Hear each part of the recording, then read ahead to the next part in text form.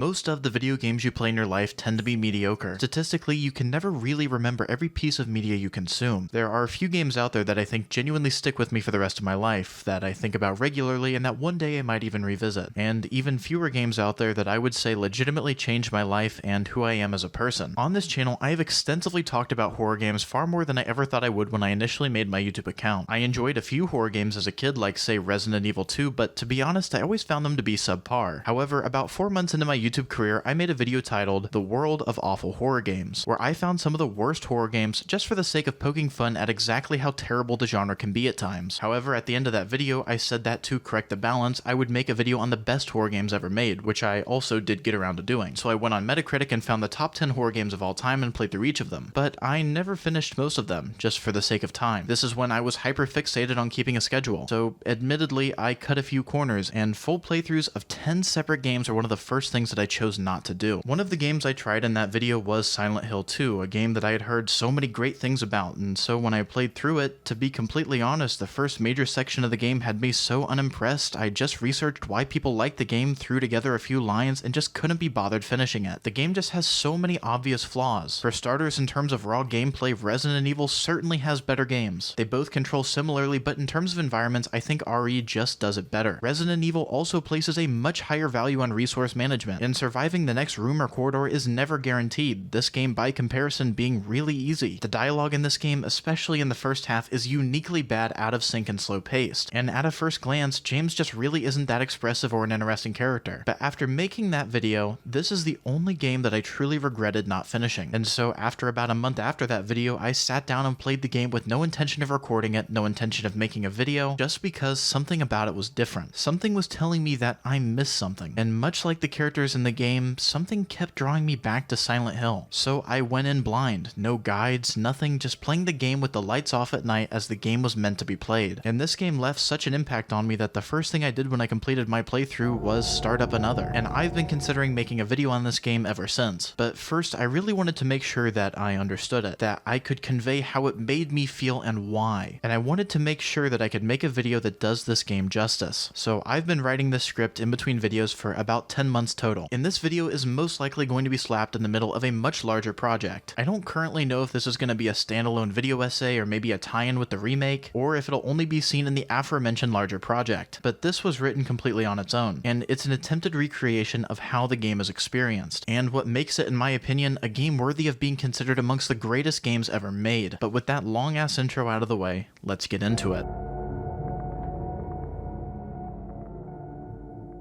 But first, I want to talk about Silent Hill as a franchise, and mainly their owners, because Konami is just a fascinating company. Silent Hill 2 initially launched in 2001 for the PS2, Xbox, and PC, and so essentially for around 20-ish years, Silent Hill 2 was completely stuck on those consoles. And more importantly, they discontinued Silent Hill 2 Windows Edition. And so what did they do? They decided to port it to the PS3 with the Silent Hill HD Collection. However, due to some licensing issues, many of the game's characters got their voice actors completely replaced. And to be honest, the difference in voice direction is enough for me to say that it kinda changes the feel of the original game.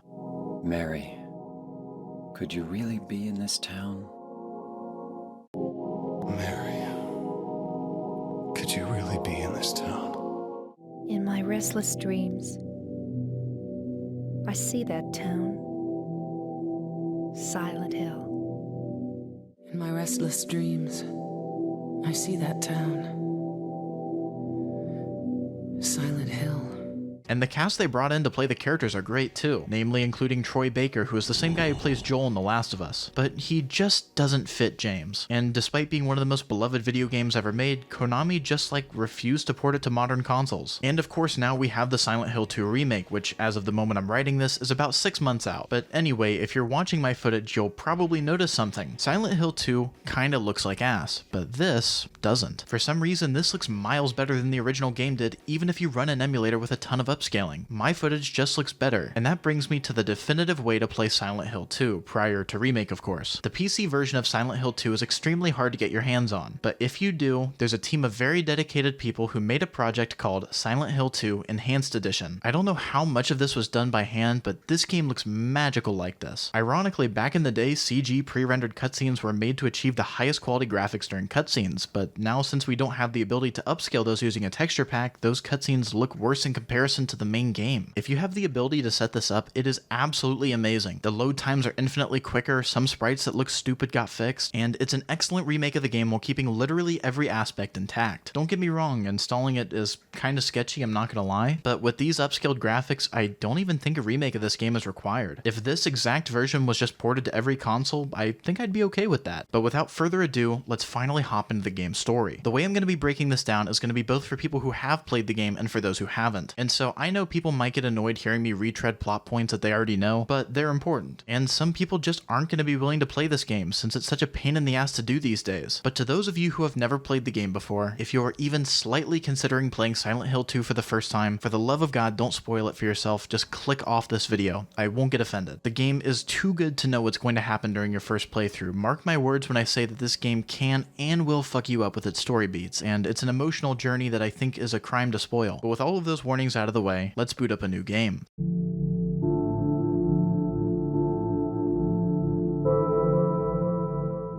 Silent Hill 2 opens up to a cutscene that seems irrelevant at a first glance, but in my opinion begins the game's symbolism just a mere moment into the game. We open up to a man looking in the mirror, almost as if he's perplexed by his own appearance, even bringing his hand to his face, almost like he's checking to see if that's really him. The visual language here is something that I never really noticed until recently. Everywhere in James's face is well lit, everywhere except his eyes. His eyes are dark and shrouded, and with something that seems so intentional in the introductory moments with a character, I believe it's meant to be symbolic. Eyes are often regarded as the window of the soul, and just a quick look at someone's eyes alone can tell you quite a bit about them. Perhaps darkening his eyes is meant to further compound the idea that James truly doesn't recognize himself, or perhaps to signal that James is an enigmatic character, someone who's incredibly difficult to read, since just a second later the camera switches angles and we the player can see his eyes very clearly. Or, option B for this scene, which is just that I'm overanalyzing it, and truth be told, it's just an artistic choice, nothing more. Would such a simple scene be used to paint such a sophisticated message in the game's opening seconds? Or was it just a creepy aesthetic used to set the mood, introduce the main character, and make an overall beautiful film-level shot? This is a concept I want you to bounce around in your head throughout this video, and come to your own conclusions with. Is it just a coincidence, or is it a deliberate hint at something more? I'm going to be making inferences like this throughout the entire video. However, I'm sure you'll be thinking to yourself that I'm grabbing at straws, and I think that's perfectly okay. This is not a proper review of the game or a critic's perspective, nor is this a full breakdown of the game's references, inner workings, or production. I'm going to be sharing how I interpreted the game's scenes, meaning, character, and design, and there's a very good chance that you're going to get something completely different out of it, and that's what makes this game so special. After gaining control of James for a brief moment, we exit the bathroom, and the game sets the stage for the main plot of the story, and introduces us to a recurring plot device.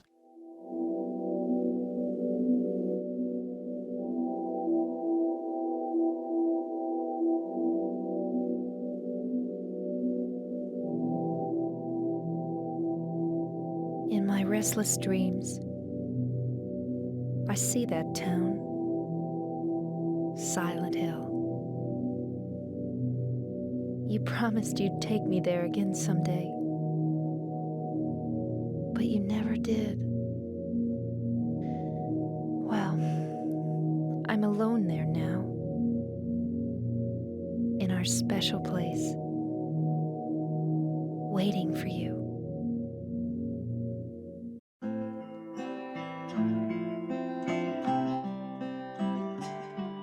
I got a letter. The name on the envelope said Mary. My wife's name. It's ridiculous. Couldn't possibly be true. That's what I keep telling myself. A dead person can't write a letter. Mary died of that damn disease 3 years ago.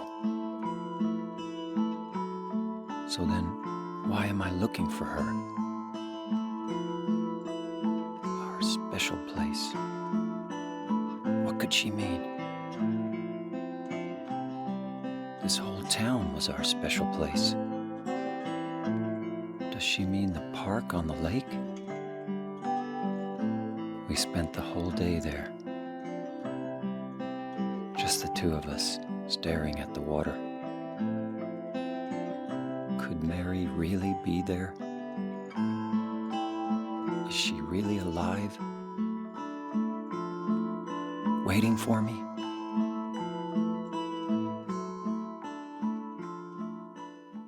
3 years after Mary died of a disease, James received a letter from his dead wife telling him that she's in Silent Hill and waiting for him to arrive. And so he does. But this should alarm any regular person. After all, James says it best, a dead person can't write a letter. So why did James even entertain the thought and show up? Logically, it fails to make any sense. But also, I ask you this. If you received a letter from someone who you loved and died in their exact handwriting, telling you to come somewhere, mentioning things that only they should know, would you really not show up even to figure out who did send the letter? But regardless of your answer, James did show up. Despite the logical inconsistencies, he found his way to the foggy town in search of his dead wife. And here's where the game introduces another brilliant thing it does, which is disguising itself. This is a horror game. A game in a genre where there are zombies, aliens, tyrants, and possessions. A letter from a dead person is a somewhat believable concept in this setting, and the writers use this perfectly. Instead of questioning James in this instance for doing something that makes no sense, the question you ask is, how did Mary send that letter post-mortem? And if she didn't do it, who did? Carefully concealing the truth in front of you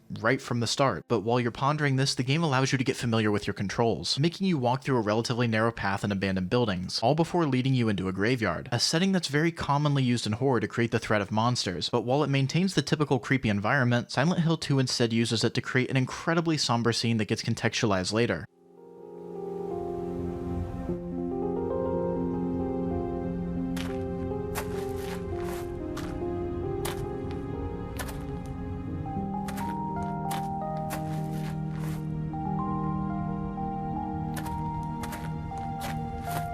Excuse me, I'm sorry. I No, was it's just... okay.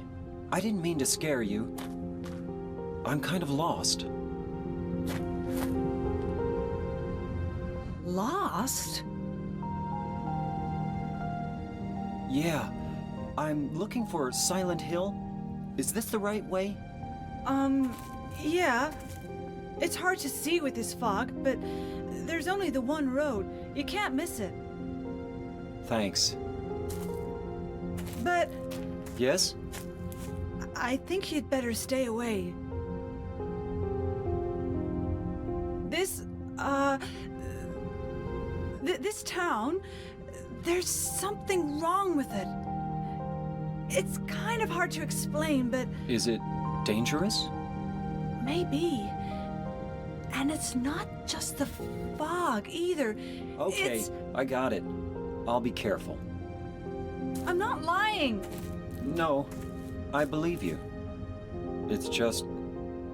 I guess I really don't care if it's dangerous or not. I'm going to town either way.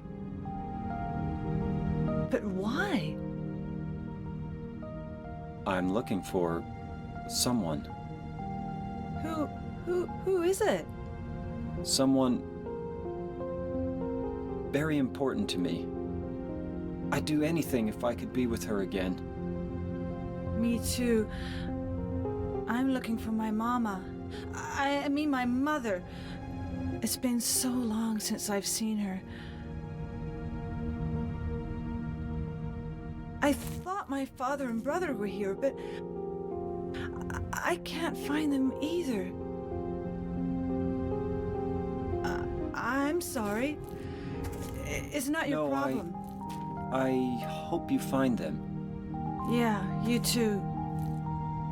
While this scene may have some of the worst voice acting I've ever heard in my entire life, it's a scene that becomes wildly important the further into the game we get. This is Angela, a character that went almost completely over my head during my first playthrough. Her story is told to you in her first moments on camera, and yet isn't explicitly clear until the final act of the game. Angela's first instinct upon seeing you is fear. During your conversation, she's awkward with her body language. She breaks eye contact with James constantly. I won't talk about her in depth quite yet, but she's apparently searching for her mother. She also warns James about the town being dangerous, to which he responds dismissively, painting himself to the player as a typical brave protagonist, willing to find Mary despite any threats in the town.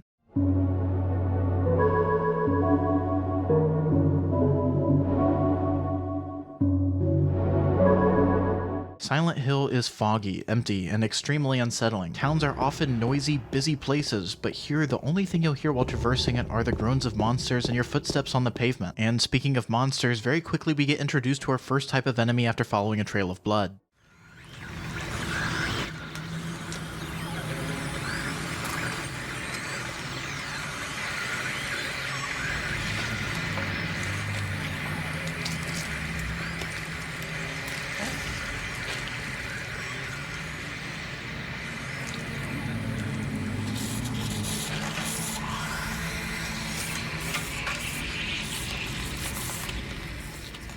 While the names of monsters are never referenced in-game, this is called the Lying Figure. It's a creature without arms that vaguely resembles a human. Their attacks hardly do any damage, but they're more so intended to be a fodder enemy rather than a legitimate threat. And as much as I treasure this game, I will say that this game's combat is below average in almost every imaginable sense. The game's camera works fine when outside walking, but in combat situations, being expected to fight with these camera angles is just awful, and I'll be the first person to say that Silent Hill 2's combat isn't even marginally good. However, with the exception of boss fights, a good portion of the combat in this game is completely and entirely optional. But what I find fascinating is that all of the enemy designs are incredibly disturbing, yes, however their designs appear to be extremely intentional. Let's look at the Lying Figure. Sure, it's creepy, but it's sort of human looking, and its arms almost look like they're in a straitjacket made out of its own skin, as if almost to say that they're a prisoner confined by their own body. Creepy stuff, right? But these are the subtle undertones of a hidden story, something the game becomes increasingly obvious with as we go through the game.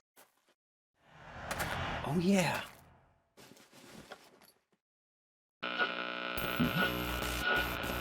This thing broken?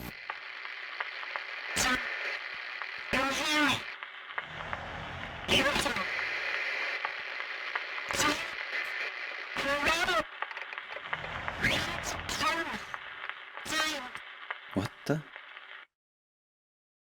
I'd better take it anyway. I might need it. From a gameplay perspective, Silent Hill 2 is centered around 4 or 5 major locations, each of which being concentrated areas with multiple rooms, puzzles, enemies, bosses, and cutscenes throughout. In between these levels, though, we have open-ended areas of Silent Hill to explore, learn about our next destination, and usually find a few keys. The first main area the game throws you into is the Woodside Apartment Complex, an area that serves as a tutorial for all the game's primary mechanics. Apartments are yet another location commonly seen in horror games, an area where hundreds or maybe even thousands of people lived, now run down, bloodied, and unlit. There's a few vital items that you'll need to acquire fairly quickly here. The first thing you need to do is run to the second floor and look around long enough to find a flashlight. For some reason in this game, even though you can see things perfectly clear, until James turns on a flashlight, you can't properly interact with them. But once you get your hands on a flashlight, you're introduced to our second enemy type, the Mannequin, an enemy made out of 2 sets of legs instead of a torso. Their erratic movements make them unpredictable and definitely a much scarier enemy to come across. This area also features the game's first main puzzle, a clock that we can set the time on. However, the type of prompt you're given is dependent on the riddle difficulty you select when making a new game. For the sake of this video, I set both the in-game and riddle difficulty to normal since I figured that was probably the most common and average way to play the game. On easy difficulty, some puzzles in the game simply don't exist. You're just given the key item without any work. On normal difficulty, you'll be faced with all the game's puzzles, but you're given more descriptive prompts. But wandering through the apartment, we have 4 major progressions in the story. First off, when reaching for a key, some little shit kicks your hand and knocks it away. Ow! Ha. Hey, wait! Damn it. Then secondly, you get your first encounter with the single coolest creature in gaming history, just staring you down as your radio goes haywire. The camera even shifts here just to give you a better look. He glows red when you don't shine your flashlight on him. Even with no concept of who this is, he immediately strikes fear into you, just knowing that he's in the same building that you are. And instead of clawing to get you like every other monster thus far, he's completely different, just simply staring you down. And almost right after this, we get one of the most odd cutscenes in the game.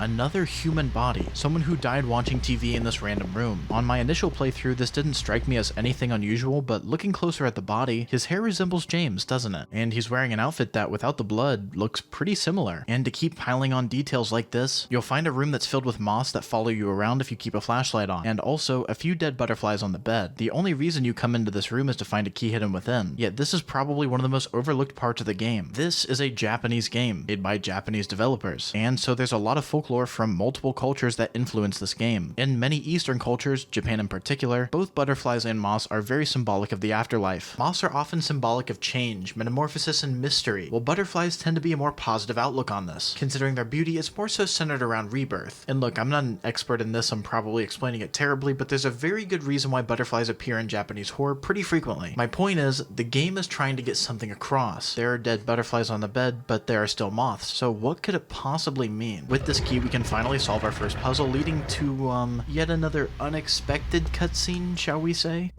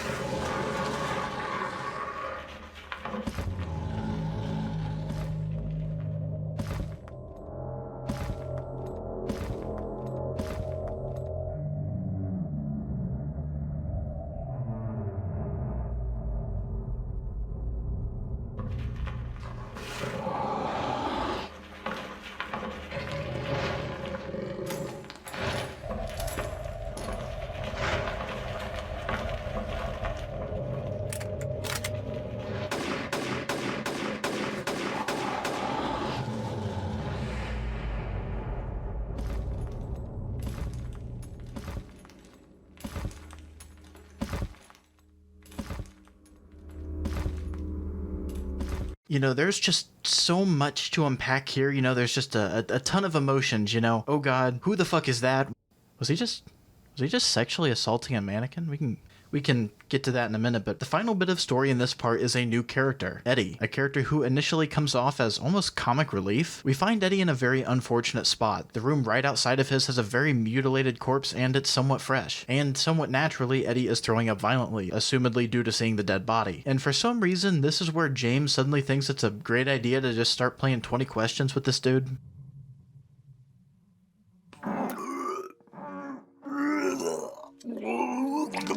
It wasn't me. I didn't do it. Do what? I didn't do anything. I swear. He was like this when I got here. My name's James. James Sunderland. Eddie. Eddie. Who's that dead guy in the kitchen? I didn't do it. I swear I didn't kill anybody. You're not friends with that red pyramid thing, are you? Red pyramid thing? I don't know what you're talking about. Honest. But I did see some weird-looking monsters. They scared the hell out of me, so I ran in here. Well, I guess this place isn't too safe either. What happened here anyway? I told you, I don't know. I'm not even from this town. I just...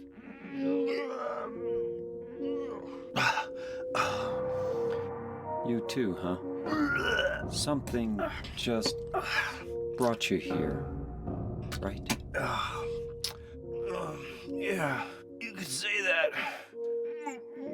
Well, whatever it is, I think you better get out of here soon. Yeah, you're right. What about you? I'll leave as soon as I'm done here. Eddie, be careful. James, you be careful too. Seriously, this scene is just kind of funny to me. While this dude's over here fighting for his life on the toilet, James is over here talking about red pyramid people, and he has no idea what he's talking about. But after all of that, we complete the level by attaining the key that was previously kicked away from us and crossing over into level 2. More fucking apartments? Seriously? When I first played this game, this is where I started to feel a little bit disenchanted. Having 2 apartment levels back to back feels poorly designed, especially when the key items for the second apartment need to be acquired in the first, meaning I guess you could argue that this is one big level, which I suppose is true, but that still doesn't make it good. And to this day, I still kind of hate this part of the game, and the reason I brushed so quickly over that section of the game is because it's pretty devoid of significance in my eyes. But that changes extremely quickly because we soon encounter Angela once again, but this time in a much more depressed state in one of my favorite scenes in the entire game. Oh, it's you. Yeah, I'm James. Angela. Angela, okay. I don't know what you're planning, but there's always another way. Really? But you're the same as me. It's easier just to run. Besides, is what we deserve. No, I'm not like you. Are you afraid? I'm sorry. It's okay. Did you find your mother? Not yet. She's not anywhere. Did she live in this apartment building? I don't know. So, all you know is she lived in this town. What did you say?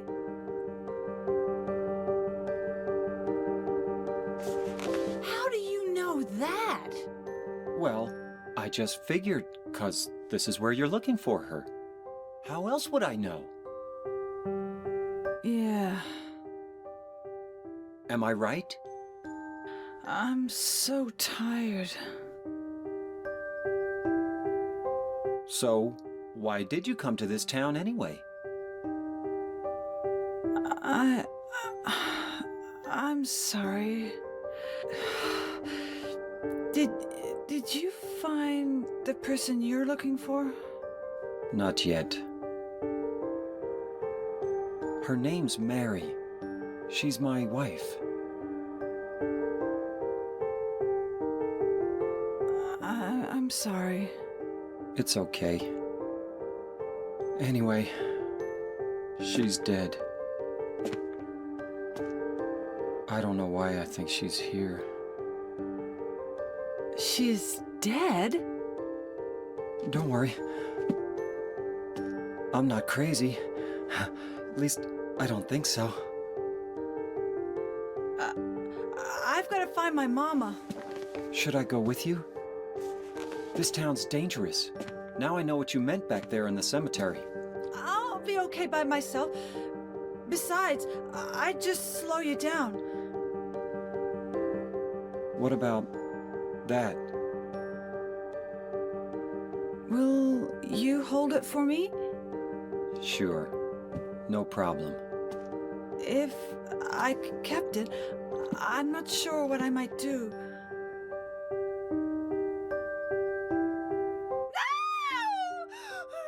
No!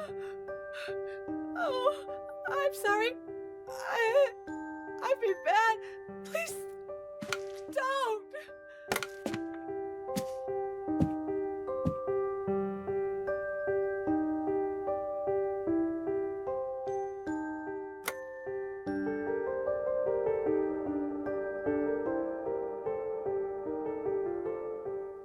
Angela, instead of being afraid, is clearly on the edge of hurting herself, laying down in front of a giant mirror with a knife, almost in a way somewhat similar to James in the game's opening scene. And here, when James suggests another way, she says something that she echoes throughout the entire game, that she and James are the same. And it's also here where she delivers one of the most important lines in the entire game. Besides, it's what we deserve. James immediately pushes back against that statement, but in a unique way. And of course, after collecting herself, she becomes very standoffish with James once again, and it's here we see more of her true colors, panicking when James goes to collect the knife. And it's here where, if you're really observant, you're gonna start putting together a good portion of her past. At this point during my playthrough, I hadn't quite put the puzzle together on my own, but I think some people will at this point already. And after this scene, Angela's knife gets added to your inventory. It's an item that can't be used in any way, but it serves as a grim reminder of Angela's intentions with it, and of course her comments about James being the same as her. However, it's time to finish off this area with a boss fight against Pyramid Head, who's once again being a freak with the local monsters, but interestingly here, now he has access to his iconic sword, which gives him access to a one-shot move with a huge wind-up. But it's here that I'm going to further talk about the game's combat and its many shortcomings. The main strategy is to just run away and unload the clip, but if you watch any of my footage, instead of reloading, I just open my inventory and manually reload through there. And that's because for some reason the in-game reload animations take like 3 to 5 business days, leaving you entirely vulnerable. This method saves time and is risk-free, so there's literally no reason to not reload this way. So if it bothers you seeing me constantly pause during a boss fight, I apologize, but really, all of this could be avoided by just fixing the reload speed. But after shooting Pyramid Head enough, he just kind of gets tired of your shit and walks down the water, causing it to drain. But very interestingly, he can actually still swing at you on his way down the stairs, but thankfully that concludes the apartments. And yay, we are finally about a third of the way into the game, and the worst level by far has been cleared, and from here on it gets a lot more interesting. You!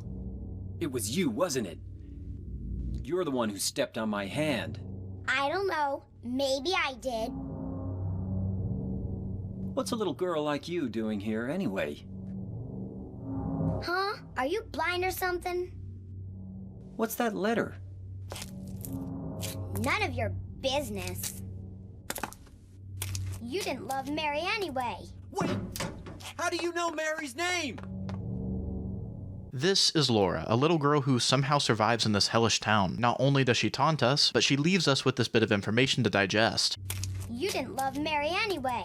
The next location you'll briefly visit is the park. If you remember, it was one of the locations that James speculated Mary to be, and a woman is in fact there, but it's not Mary. Mary?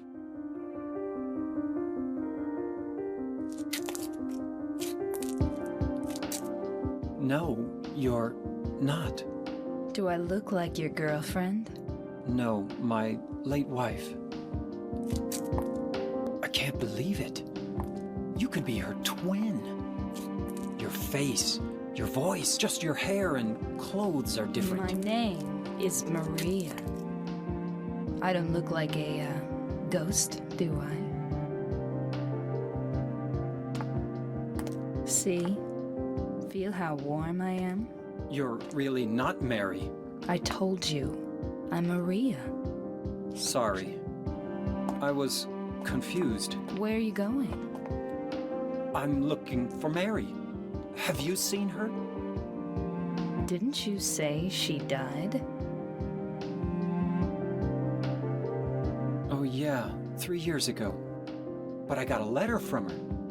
She says she was waiting in our special place. And that's here?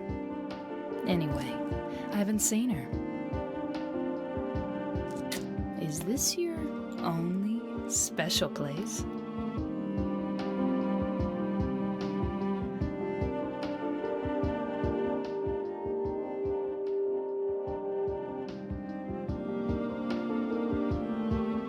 Well, there's the hotel too, I guess. The one on the lake? I wonder if it's still there. The Lakeview Hotel? Yeah, it's still there. So the hotel was your special place, huh? I'll bet it was. Don't get so mad. I was just joking. Anyway, it's not that way.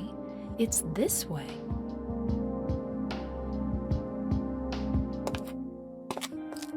You're coming with me? You were gonna just leave me? No, but... With all these monsters around? No, I just... I'm all alone here. Everyone else is gone. I look like Mary, don't I? You loved her, right? Or maybe you hated her. Don't be ridiculous. So it's okay? Yeah, fine. Maria is an extremely bizarre part of the story. We suddenly find her in a park and she very quickly manages to become a companion character just a minute after being introduced. She's rather handsy with James, and despite knowing that he's mourning his dead wife and also looking for her, she chooses to do stuff like this. But Mary was supposed to be here. Is it really just a coincidence that someone with an identical voice, face, and similar name is there waiting for us? As you approach the bowling alley, you'll quickly find another cutscene with Eddie sitting around eating a pizza while Laura interrogates him about his past.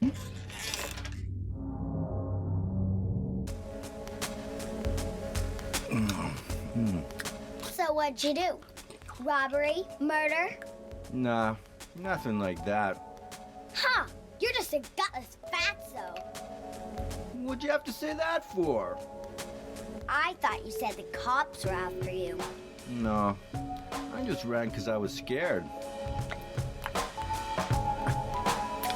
I don't know what the cops are doing. But if you did something bad, why don't you just say you were sorry? Well, I guess I run away a lot too. It's no good. They wouldn't listen. Nobody will ever forgive me. Did you find the lady you're looking for? What's her name? Mary? Now, I kinda have to shout this out, but there is a 20-minute video dissecting how this man managed to get his hands on a pizza, which, by the way, it seems like he wanted to crush, like, completely by himself. After James saw Laura sprint out of the bowling alley, he makes the quite natural observation that the town is dangerous and that Laura running into the streets is in danger. Eddie, however, brushes this off completely in a very subtle detail for later in the game. She said she was fine by herself. She said a fatso like me would just slow her down. Forget you. In our pursuit of Laura, though, we have to cut through a strip club called Heaven's Night to reach the other side. Maria conveniently has the keys for this establishment, and considering her clothes, it's fair to say she's most likely a stripper. Maria as a character is single-handedly the most interesting paradox in the game. Simultaneously, she's vital to the story, and yet we know nearly nothing about her past, her mysterious nature. You'll see soon why this is important, but at this point in the game, it's clear that she's being used as a love interest for James. She's nearly identical to his wife, she's sexually enticing to James, and she wants to be around him. So in coming levels, she's going to be a major plot point. In fact, she's so important that Maria in Heaven's Night is the album cover for Silent Hill 2 soundtrack. And on the topic of the soundtrack, let's take a very quick detour to talk about this game's nearly flawless OST. Earlier on in my channel's history for Christmas, I released a video breaking down my top 25 games of all time, and in that specific video, I came to a strange conclusion. Almost every single game that I hold in high regards happens to have an excellent soundtrack. God of War, Bloodborne, Hollow Knight, Final Fantasy VII, all of them just have great OSTs, but the question I had at the time was, is this causation or correlation? Does having a great soundtrack contribute to a game's quality, or perhaps it's an unrelated indicator that often speaks to the level of care put into a game's presentation? I can name plenty of great games with mediocre soundtracks, but it's very rare I ever come across a game with a great soundtrack that sucks. The point I'm getting at is that a soundtrack adds something special to a game. It makes the emotional scenes hit even harder and tense scenes more stressful. But even beyond that, Silent Hill games have soundtracks that are incredibly unique. Silent Hill is a series where the overwhelming majority of the time is spent in silence. Just you, your thoughts, and the radio static of nearby monsters. But during cutscenes and very important moments in the game, music tracks are added to signal some importance. Every single soundtrack in the series has something unique to it. Silent Hill 1 has this very old feel to it, like it's being played off an old record player.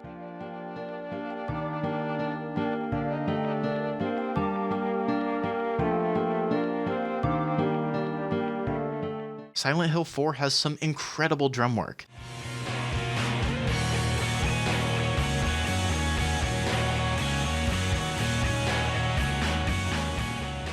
Silent Hill 3 has some really cool guitar parts too, and it's the most aggressive soundtrack by far.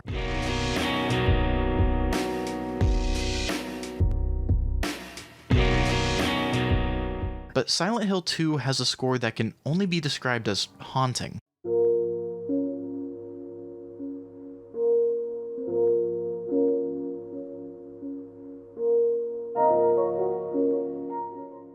It's really hard to talk about the soundtrack without simply just naming off each track and what it adds to a specific part of the game, but this has to be one of my favorites of all time. I'll do my best to point out some of the most important moments within the soundtrack from here on, but I highly recommend even listening to it completely on its own. The game picks up though with our second major level, Brookhaven Hospital, yet another staple setting of the horror world. And here, Silent Hill 2 doesn't try to reinvent the wheel or anything. It's run down, dark, and filled with a new kind of enemy. These are the bobble-headed nurses, arguably the most deadly common enemy you'll find in the entire game, and they're one of the few enemies that you should always kill on sight. Now, you might have noticed how fast we're going through these events now, and that's not because I'm dissecting anything less thoroughly, but more so that this game has a bunch of mountains and valleys when it comes to moving locations and getting cutscenes, and the next hour or so of gameplay is almost completely devoid of any plot progression whatsoever. So instead of talking about that, I'm just going to overanalyze something again. Shortly after getting to the hospital, Maria says that she needs to rest for a while, claiming that she has a hangover and pops a pill. I believe this to be another dig at Maria being an unnatural person. Maria sounds like Mary, looks like Mary, and has an attachment to James. She was the one waiting for James at the lake, where Mary was hinted at being, and now she appears to be sick, and remember that Mary was also sick leading up to her death. There's almost a perfect connection between these two characters, and technically it's not revealed until just after this point in the game, but being sick, Mary was also in a hospital, albeit a different one, but it still makes this a very important location to James. Consider the nurse enemies we encountered before. The nurses are wielding weapons, quite an unnatural thing for someone considered a caretaker to be doing. The nurses are also hypersexualized, not wearing a traditional uniform, and they appear to be as corrupted from their original form and role as possible. But what could all of that point to? Well, the game does an excellent job of not letting you think about it too hard, because once you reach the hospital's rooftop, on the ground lies a journal of a patient at the hospital that reads as follows. May 9th.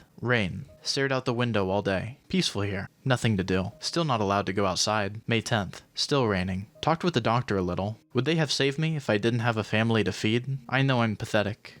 Weak. Not everyone can be strong. May 11th. Rain again. The meds made me feel sick today. If I'm only better when I'm drugged, then who am I anyway? May 12th. Rain as usual. I don't want to cause any more trouble for anyone, but I'm a bother either way. Could it really be such a sin to run instead of fight? Some people may say so, but they don't have to live in my shoes. It may be selfish, but it's what I want. It's too hard like this. It's just too hard. The concept of self-harm is certainly one that's prevalent throughout the game. Between Angela and now this guy, the game is certainly setting the stage for suicidal thoughts in James. However, as you're trying to digest the tragic implications of that note, a good friend of ours appears.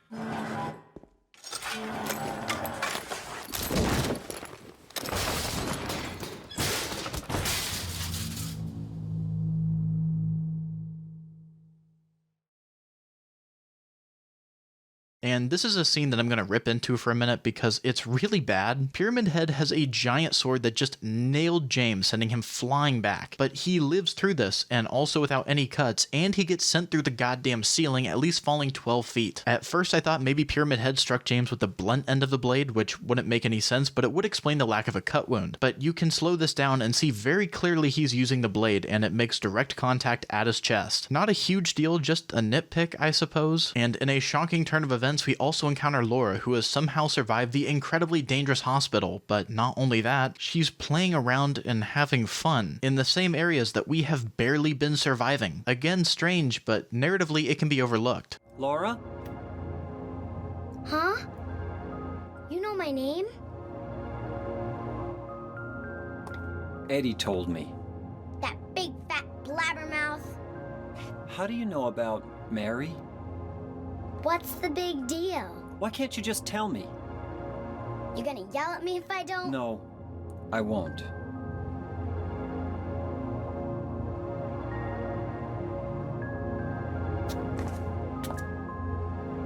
I was friends with Mary. We met at the hospital.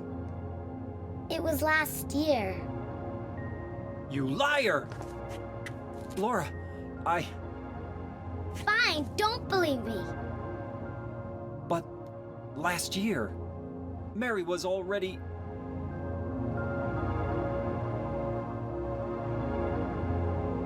I'm sorry, Laura. Anyway, let's go.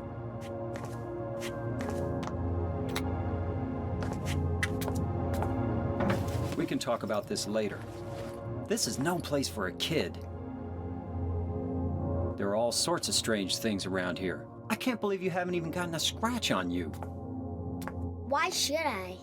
Laura knew Mary a year ago, but remember she died 3 years ago. How was that even possible? How could it have happened? Well, any degree of logic says it couldn't. But it's here that the game is disguising itself perfectly once again. This is a horror game. The implication here is that Laura did in fact meet Mary in the hospital, and somehow through supernatural means she survived, or was resurrected. Something very common in this genre. But when the dust all settles with the game's narratives, it's very clear that this is a point-blank explanation to you of what happened. But the game prevents you once again from getting to process this, as Laura pulls a funny prank on you and locks you in a room, unfortunately one that happens to have a boss battle waiting to happen. This is an enemy referred to as Fresh Lips for some reason, but considering it's in Japanese and the L and R are kind of wishy-washy, this could also be Flesh Lips, I'm not sure. Flesh Lips is displayed as a medical bed with a pair of lips, which seems a bit random and weird, but whatever, it's a pretty ass fight anyway, and once it's completed, we see the return of the most important mechanic from Silent Hill 1, Nightmare Worlds.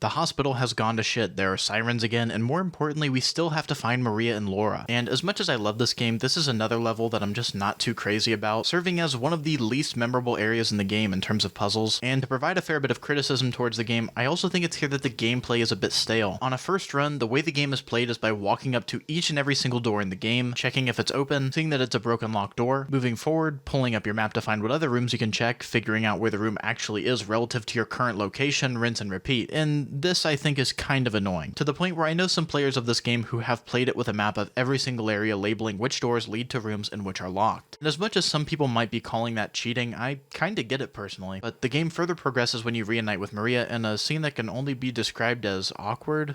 James! Mary? Oh, Maria. It's you. I thought you were... Sorry. Anyway, I'm glad you're alive.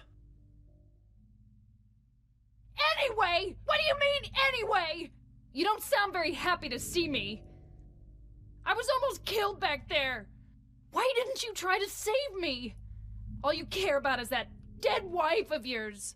I've never been so scared in my whole life. You couldn't care less about me, could you? No, I... Then just... stay with me. Don't ever leave me alone. You're supposed to take care of me. So, what about Laura? Did you find her? Yeah, but she ran away. We've got to find her. You really seem to care about her. Do you know her? I've never met her before. I just feel sorry for her. She's all alone. And for some reason, I feel like it's up to me to protect her. On my initial playthrough, this is where the voice acting started to really get on my nerves, and not because it's terrible, but because it's inconsistent. James at the beginning of the story gives an excellent monologue, same with the reading of Mary's letter, but in this cutscene it almost looks like it was made for a different language. Maria's response time is almost 3 full seconds after James, and the camera is on her face the whole time with a blank expression before just fucking exploding. But reuniting with Maria allows you to complete the level, as you're now finally able to get a key that was hidden upstairs. But almost as soon as you're reunited with Maria, this happens.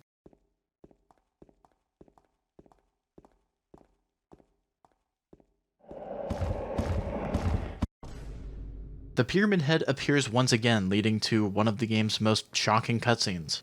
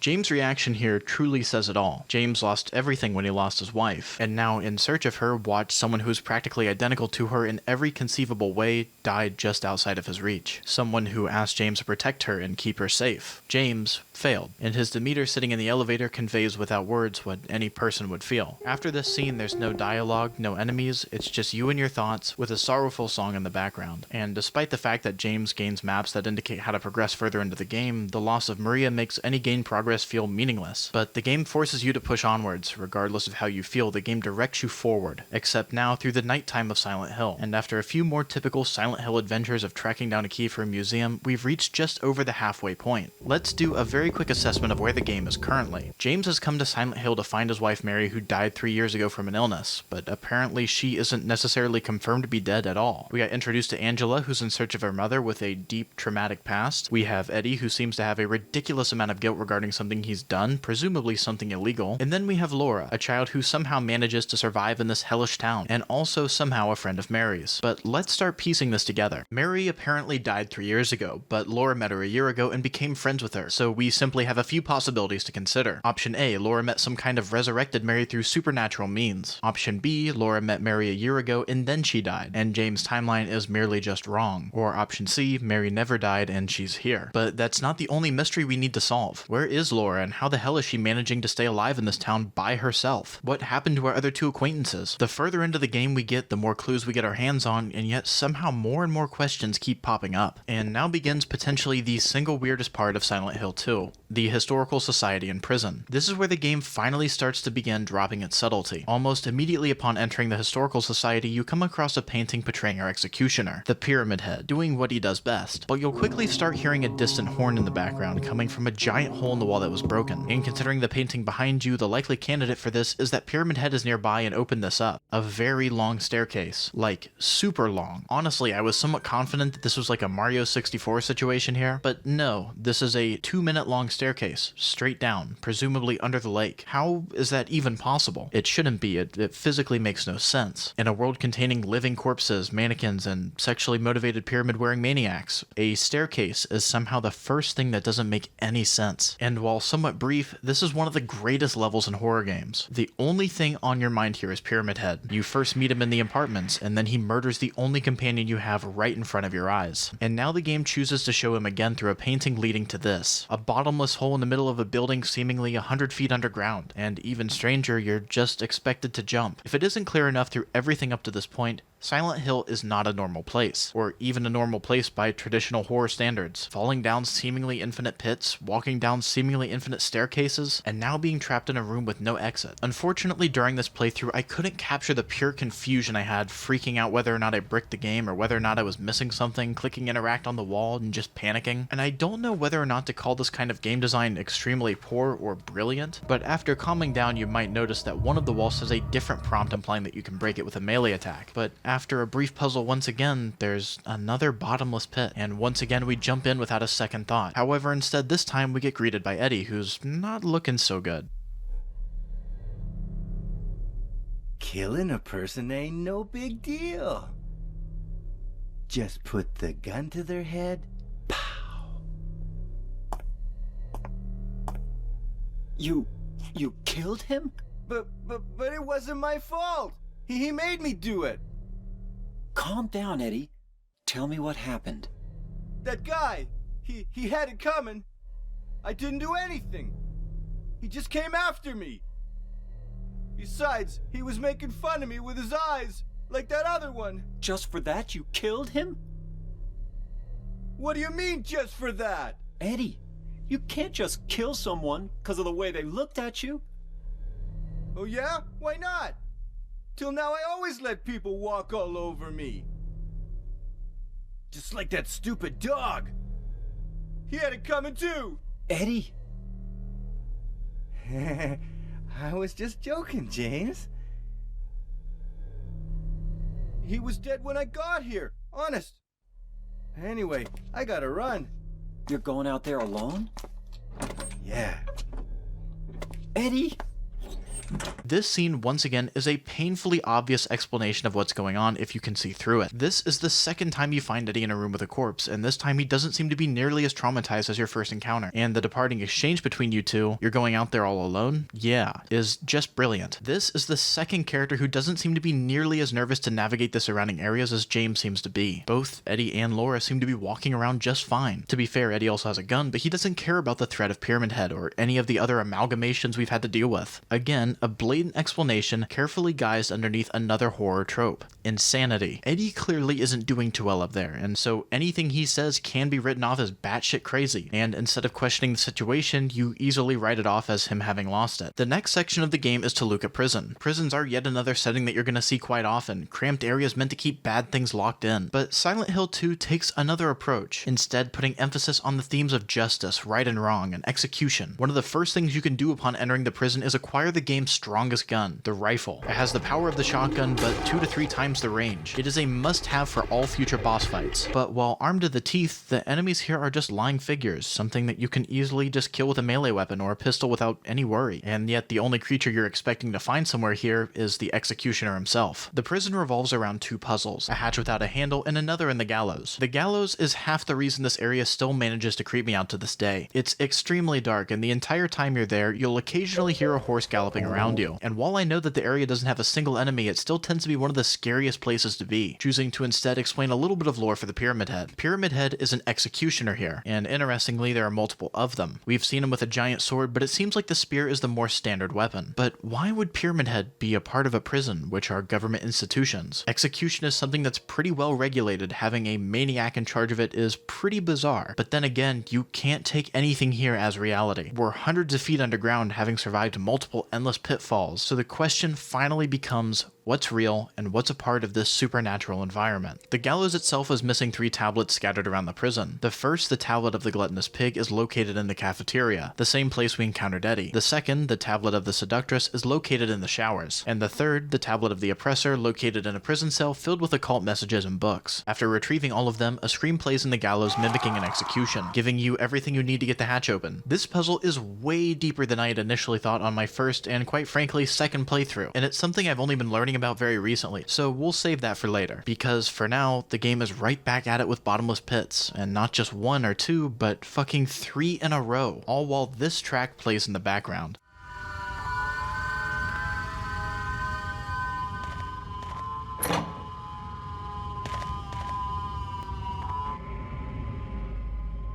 At this point, we have to be nearing Mariana's Trench levels of depth. In the game's opening levels, you could theoretically backtrack, and hell, the game even makes you do it once or twice. But here, there isn't any way of going back. With each pit we drop through, the somewhat normal locations located on the surface seem further and further behind us, and the story's simplicity equally so. The next level, though, is one I'm admittedly split on, the Labyrinth, the point where the game's story starts to spill over, revealing its cards slowly but surely. The level opens up to you just like every other one up to this point. However, your experience with this game deviates slightly depending on which path you pick at this little fork. Should you choose to go right, you'll progress into the water-filled maze that is the Labyrinth. Should you choose to go left, however, you'll wander into a seemingly empty maze of hallways leading to a room with one big-ass sword. Now, you might have to scrape your brain here, but who in Silent Hill 2 has a giant sword? Oh right, Pyramid Head. So he's definitely here, right? Well, if you only ever watched my footage, you'd probably be convinced otherwise, but apparently you can just run into him around here. Now, I'm apparently just an incredible gamer, and across 2 separate runs, I just never happened to find him. In my playthroughs, I just happened to slip by and continue on to the Labyrinth, which, speaking of, this might be a controversial opinion. In terms of gameplay, navigation, and puzzles, I think this might be the single worst level in the game. The game doesn't really work super well with enemies in tightly packed hallways, and that's basically the entire level. And also, this is the only area in the game without a defined map, and instead it only maps out the areas that you've traveled into. And then on top of that, I think the puzzles in general are just miserable, starting with the Stonehead puzzle. And I know some people love this puzzle. I mean, after all, it's a super neat idea. One of the rooms has a bunch of random doorways that don't seem to go anywhere, but spinning the Stonehead directly rotates the orientation of these walls. My problem with this puzzle is that you can't directly view the results of your moves until you hop off the puzzle and turn around, meaning that to make this convenient, you need a very clear plan of exactly what you're going to do. Simply allowing me to see what's going on as I spin the head around would have solved this issue completely, and to be honest, if the remake doesn't let you see what's going on as you're spinning the head, I think I'm just gonna lose it. As far as puzzles go, this is an almost perfect idea, it's just executed terribly. However, the puzzle does have quite a bit of an upside, leading to yet another iconic cutscene.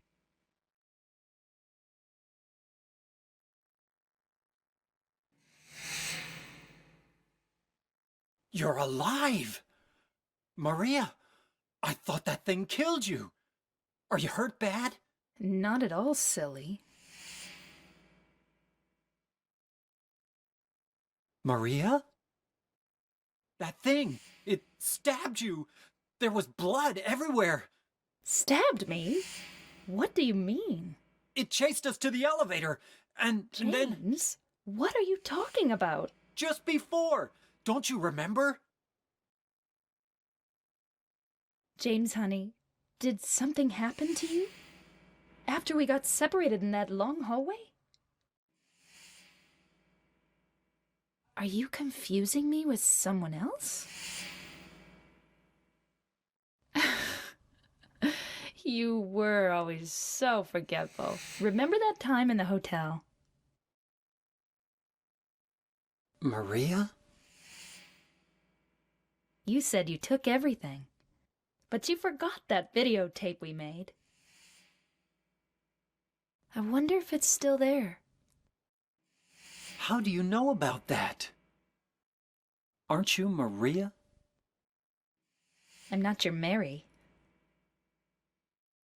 So, you're Maria? I am. If you want me to be. All I want from you is an answer. It doesn't matter who I am. I'm here for you, James.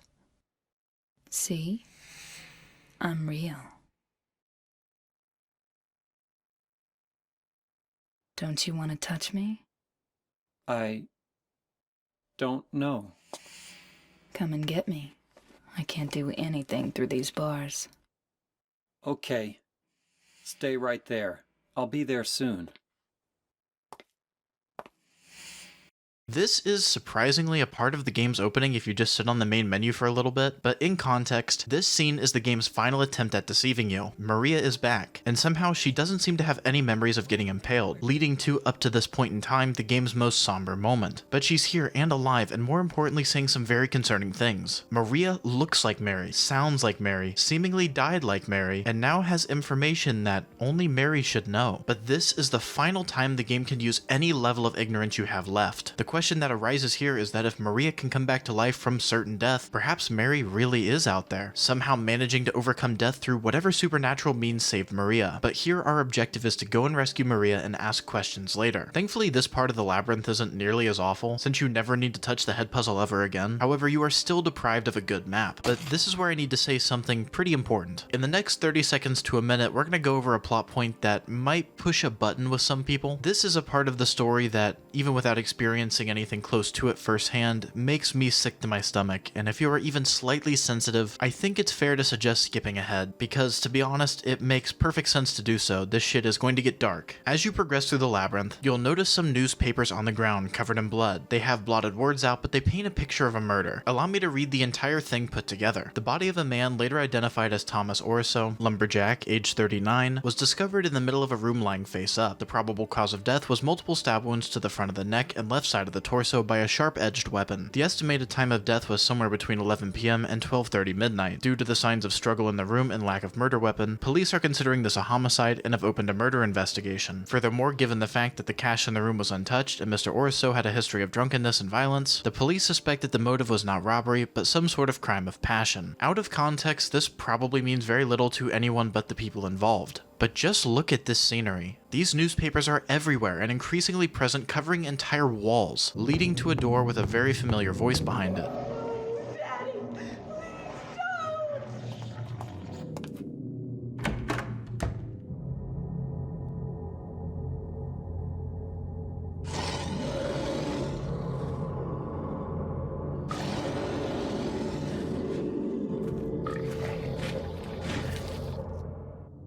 This leads to the game's third boss fight, a creature named Abstract Daddy. A creature with a certainly bizarre appearance that attempts to mount you, for lack of a better term, and while the boss fight isn't anything difficult, watching what comes after is.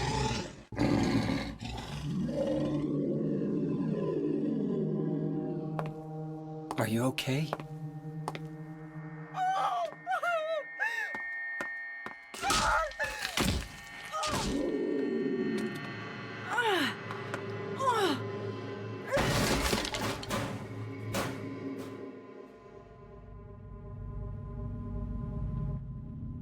Angela, relax. Don't order me around!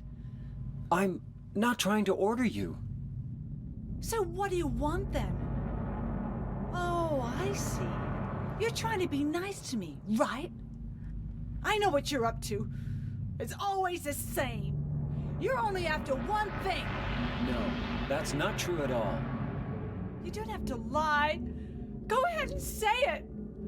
Or you could just force me. Beat me up like you always did. You only care about yourself anyway.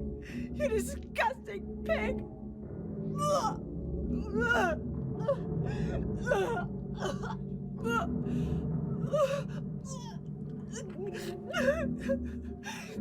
Angela. Don't touch me! You make me sick.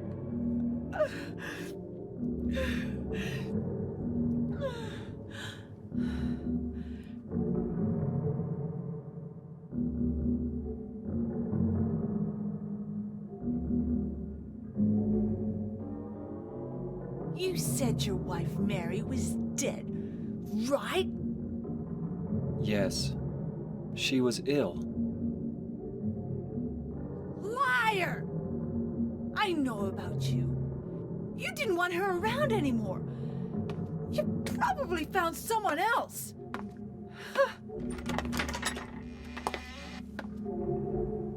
That's ridiculous. I never...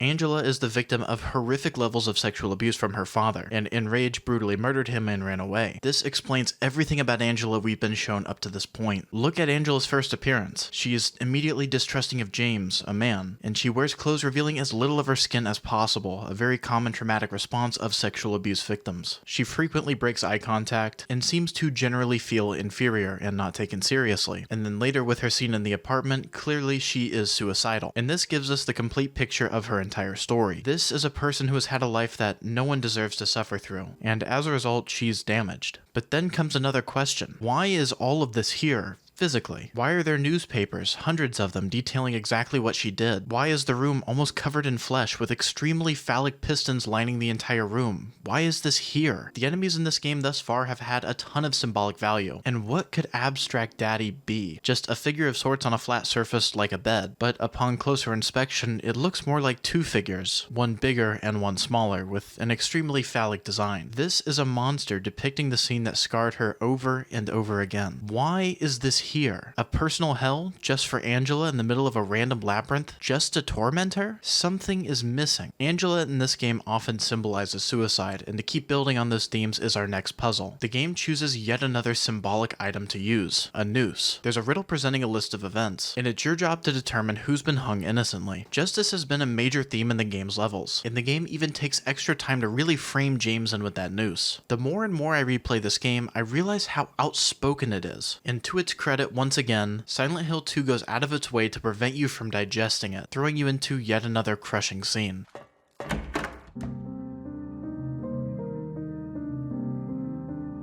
Maria? Maria? Maria, no! What happened to you? Why? Why?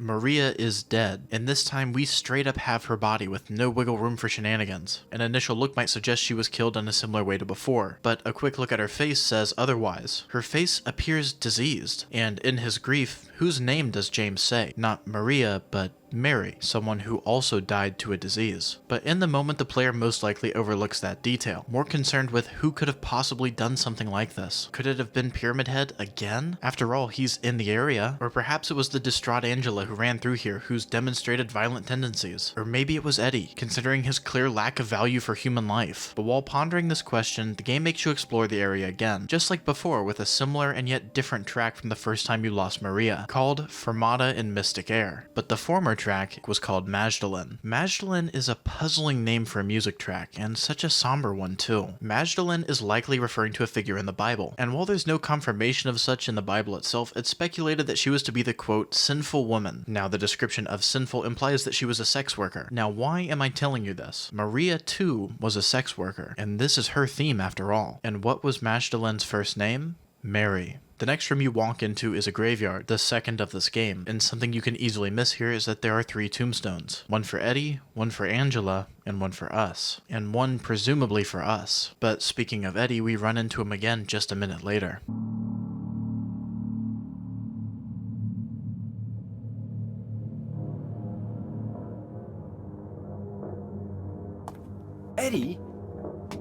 you doing? What does it look like? He always busted my balls. You fat, disgusting piece of shit. You make me sick. Fat ass, you're nothing but a waste of skin. You're so ugly, even your mama don't love you. Well, maybe he was right. Maybe I am nothing but a fat, disgusting piece of shit. But you know what? It doesn't matter if you're smart, dumb, ugly, pretty. It's all the same once you're dead. And a corpse can't laugh. From now on, if anyone makes fun of me, I'll kill him. Just like that.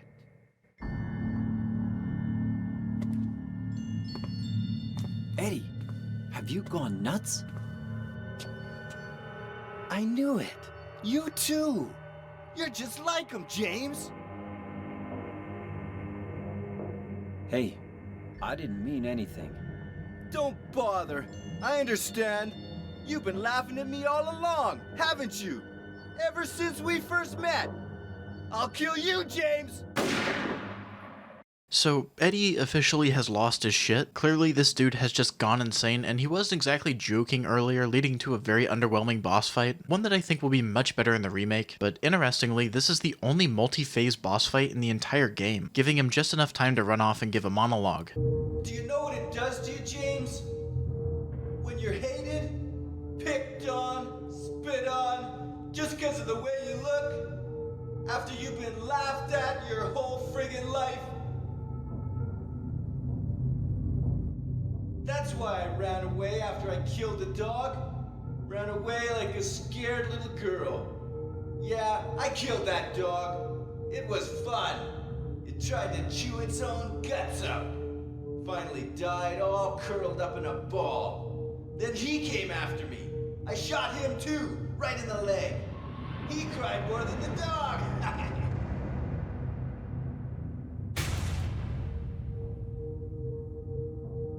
He's gonna have a hard time playing football on what's left of that knee. You think it's okay to kill people? You need help, Eddie. Don't get all holy on me, James. This town called you too. You and me are the same. We're not like other people. Don't you know that? Let's party!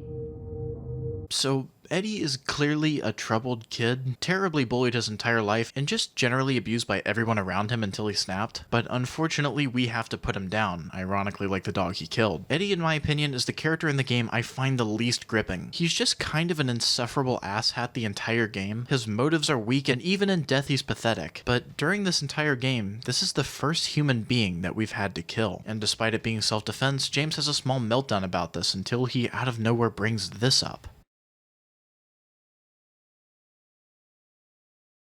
A human being.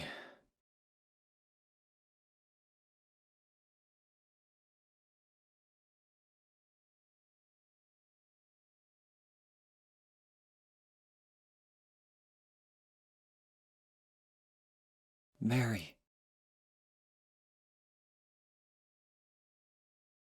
Did you really die 3 years ago? This seems like a very random tangent to go on after murdering another person. What possible correlation could these two things have together? But as soon as we're done with the cutscene, you get to go to the game's final level, the Lakeview Hotel, accessible only through a rowboat. And in terms of game design, I believe this is something that the game very unintentionally does right. Silent Hill 2 is absolutely incredible at giving you pieces of information that could give away the plot and intentionally preventing you from thinking about them, and then simultaneously giving you smaller questions and then proceeding to give you a ton of breathing room, as if it's controlling the way you interpret it, saving the revelations for later. When Maria died again, so many questions could be considered if you just had time to break it down, but the game throws the Eddie fight in to control it, to limit your ability to get a full understanding, and then when Eddie dies, you're now more so thinking about what you just did, and if Mary died 3 years ago, because that's what the game chooses to show you right before giving you a minute and a half of boat rowing, in a quiet environment, no enemies, no music, just time to think. This is how you do pacing in a video game. It's not always about the rate of story beats to action ratio, it's about control, considering how the player needs time to make the emotional scenes hit hard, and prevent you from guessing what it plans to show you next. This is an absolute masterclass in pacing. But now for the game's finale, the Lakeview Hotel, the place James speculated Mary will be waiting for him. And this is legitimately my favorite level in any horror game ever, and it's not even close. The hotel is as formulaic of a Silent Hill level as it gets, immediately giving you puzzle items for a music box, and then also giving you a map with a note from Mary. She, or whoever might be pretending to be her, is somewhere in this hotel waiting for us. However, we aren't the only ones looking for Mary. It turns out that's also why Laura is here too. Did I scare you? Yeah, you did.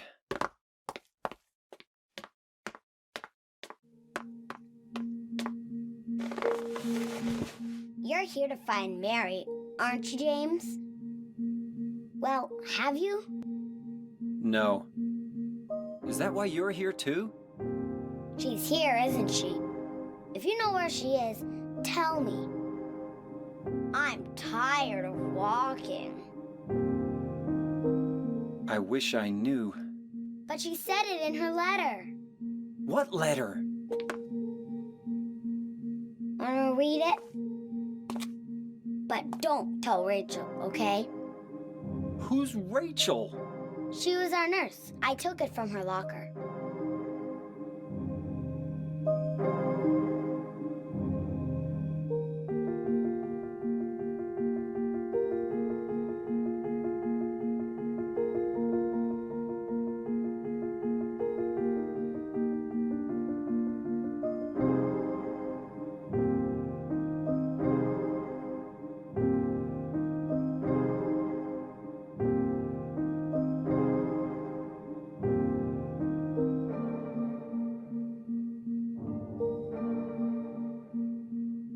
Laura, how old are you?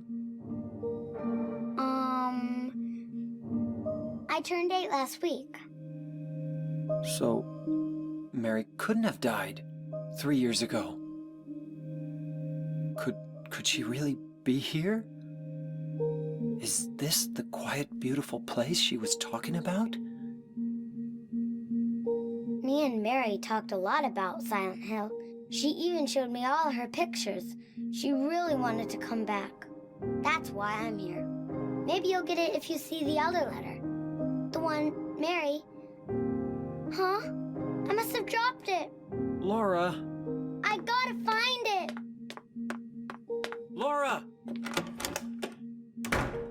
For the first time in the game, James and Laura have a proper conversation without yelling or running off, and while the details are very easy to miss, this is the second most important cutscene in the entire game, fittingly set to an absolutely incredible song. This scene exists almost exclusively to give a bombshell revelation in the form of a letter. Mary wished Laura a happy 8th birthday, confirming that they did in fact know each other. In fact, she was hoping to adopt her. But then she says this. I turned 8 last week. Mary and Laura were in contact less than a week ago, and considering Mary and Laura met outside of Silent Hill, the letter implies Mary was certainly alive and expected to die soon after it was written. Mary did not die 3 years ago, it's not possible. However, Laura misinterprets the letter as Mary being alive and physically in another place, figuring that the quiet and beautiful place she mentioned was in Silent Hill. This is a lot to process. Is Mary actually dead? Is she here? Did she die a week ago? And if so, why did James think it was 3 years ago? Somehow such a ridiculously specific piece of information has made twice as many questions as it solved, but the only way to get a real answer is to find our way into room 312 and find Mary. When I mentioned that this was my favorite horror level of all time, it's not just because of the story buildup. This is legitimately the best laid out area in the game. The first thing you'll find here is an item mentioned by Maria just a little while ago, the VHS tape made by James and Mary during their time at the hotel, and yet you don't have access to the player quite yet. However, nearly every type of enemy you've encountered thus far also appears here. But what is it that makes this level so unbelievably special? This level is the culmination of everything prior to it, and you know going into it that the coming story beats will be hard, but the journey and anticipation of them is unbelievably tense, with my favorite moment in the game being the elevator. Somewhere around the halfway point through the level, you come across an elevator that refuses to let you go down unless you deposit every single item you have. Even one item is enough to cause it to reject you. However, the one exception to this is Mary's letter, a very important detail. But the game, for the first time, completely disarms you. No flashlight,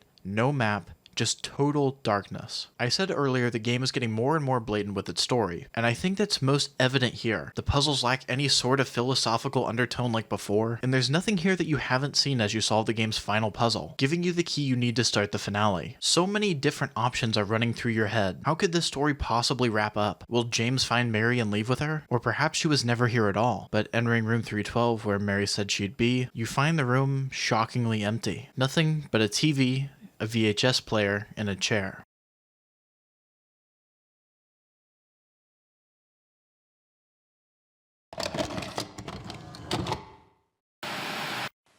Are you taping again? Come on. I don't know why, but I just love it here. It's so peaceful. You know what I heard?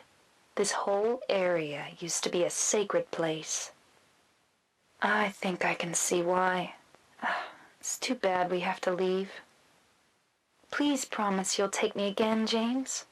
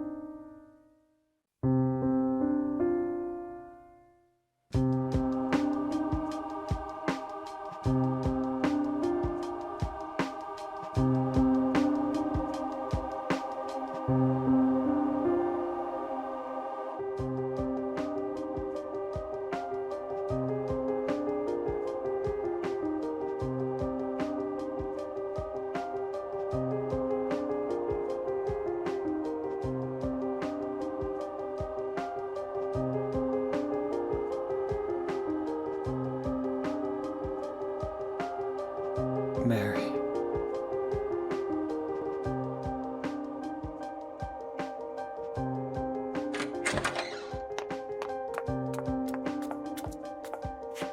So there you are, James. Did you get the letter? Did you find Mary? If not, let's get going already, okay? Laura.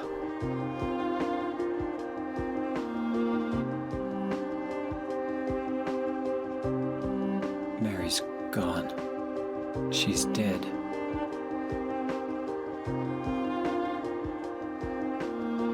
Liar, that's a lie! No, that's not true. She died because she was sick? No, I killed her.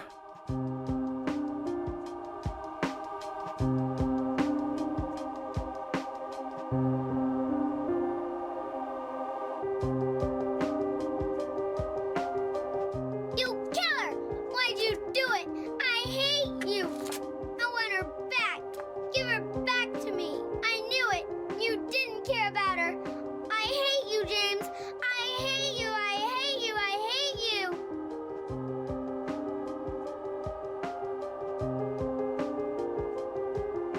She was always waiting for you. Why? Why?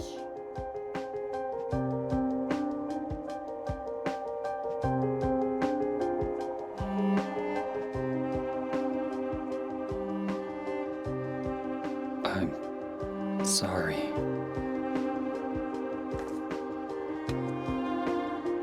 The Mary you know isn't here.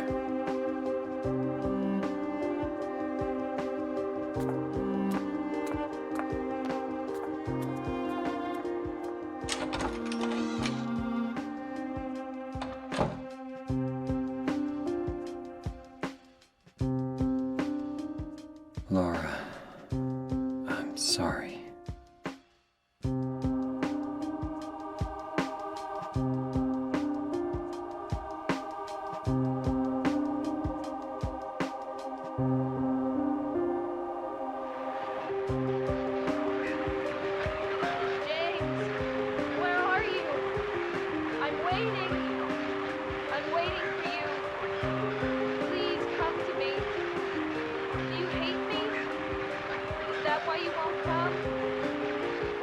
That voice. James! Please hurry! Are you lost? I'm near. I'm waiting nearby, James. Please. I want to see you. James killed Mary, murdered her in cold blood. The character who seemed kind-hearted, caring, and devout to finding his missing beloved turned out to be the one who killed her all along. Yes, the game gives you a sliver of hope with someone calling for help nearby, but the weight of this revelation is heavy. James is a murderer. The person you've been with through this entire hellish journey turned out to be a killer, and the hotel after this revelation has turned hellish, all to the accompanying track, Betrayal, my personal favorite in the entire soundtrack. It's somber and dark, yet mechanical with a marching beat forward, perfectly encapsulating the feeling of this section. James is a murderer. You know it, and he knows it now. He repressed the truth of what happened, and now he's coming to terms with it, just the same as you are, pushing through to see this out. But if that one scene wasn't heavy enough for you, still coming to terms with James being the villain all along, the game fully breaks you down with its next.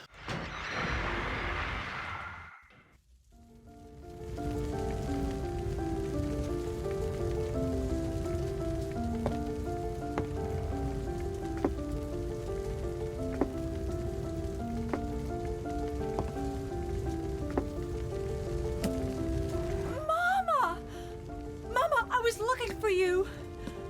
Now you're the only one left. Maybe then I can rest.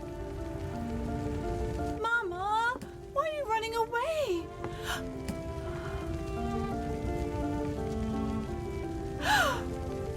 You're not my mama. It's you. Oh, I'm sorry. Angela, no.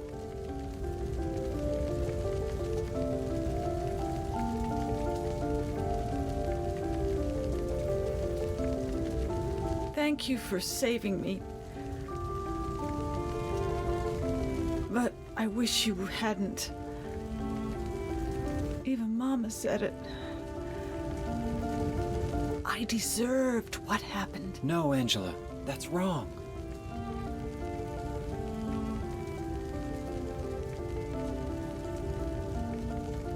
No, don't pity me. I'm not worth it.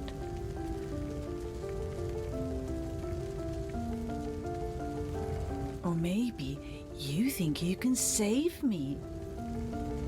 Will you love me?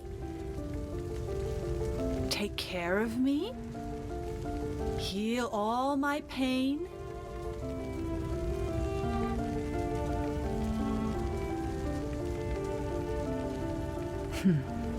That's what I thought.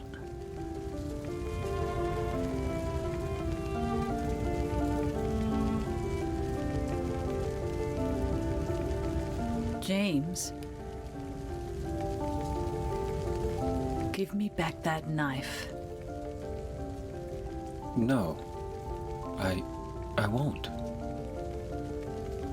Saving it for yourself? Me? No, I'd never kill myself.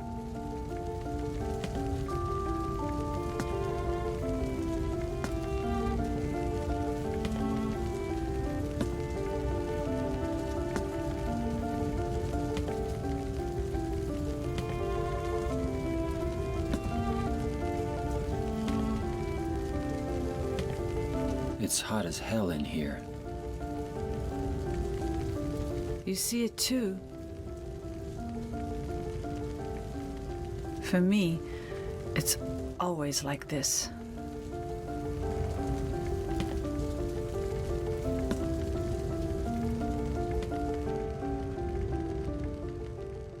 There's not many words I feel I need to say for this. The conclusion to Angela's story is vague, but extremely tragic. While never confirmed within the game, Angela commits suicide here, never to be seen again. As much as you might try, you can't go after her. You can only watch her walk to her inevitable demise, being a clear reference to the final scene of Jacob's Ladder. But after inevitably exiting the door you came from, more of James and Mary's story is told to you.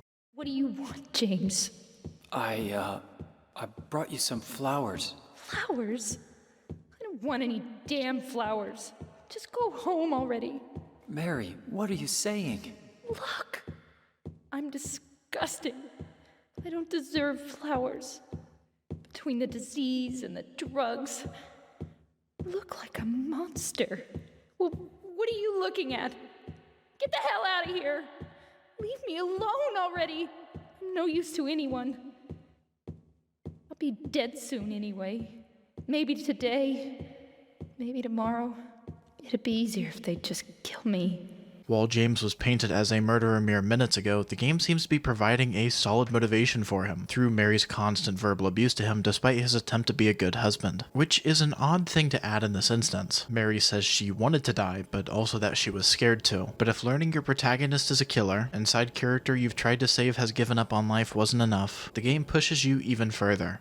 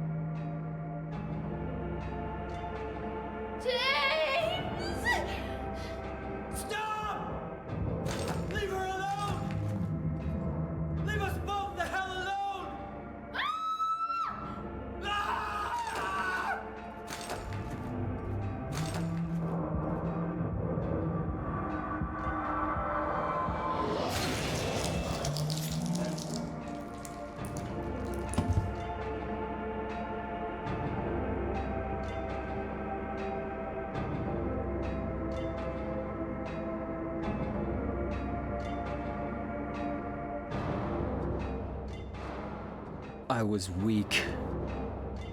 That's why I needed you. Needed someone to punish me for my sins. But that's all over now. I know the truth. Now it's time to end this.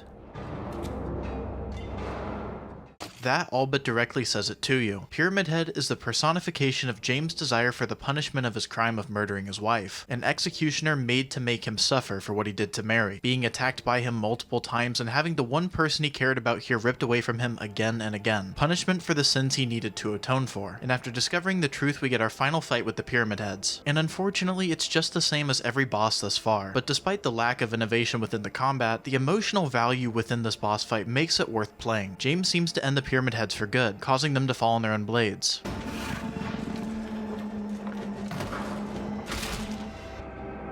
No one but James and Maria encounter Pyramid Head, because Pyramid Head is a manifestation of James' psyche, and before you can process this, the game immediately thrusts you into arguably a more surprising scene.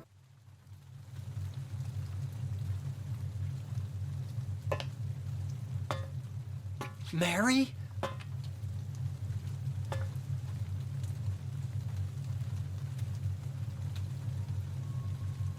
When will you ever stop making that mistake? Mary's dead. You killed her. Maria? It's you. But I don't need you anymore. What? You must be joking. But I can be yours. I'll be here for you forever. And I'll never yell at you or make you feel bad.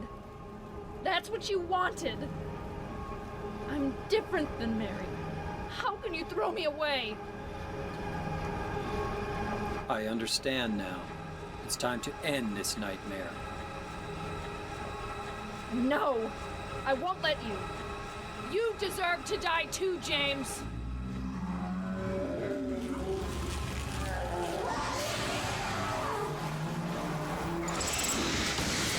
The The final boss of this game is Mary. However, it's obvious that this isn't your Mary. It clearly demonstrates that Maria too is another conjured entity of James. The final boss fight on the rooftops, while a fitting climax to the story, is still just kinda bad. Despite the emotional weight of finally finding Mary and having to kill her ourselves, it just kinda falls flat a little bit in the fight itself. But obviously what we're here for is the game's final cutscene, and more importantly, the many varied endings.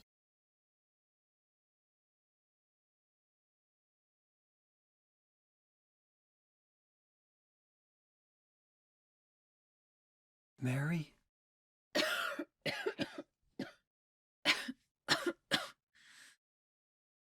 James. Forgive me.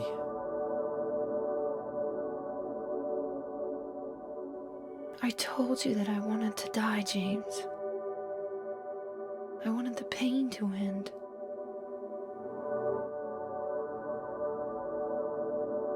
That's why I did it, honey. I just couldn't watch you suffer. No. That's not true. You also said you didn't want to die. The truth is, I hated you. I wanted you out of the way. I wanted my life back. James, if that were true, then why do you look so sad?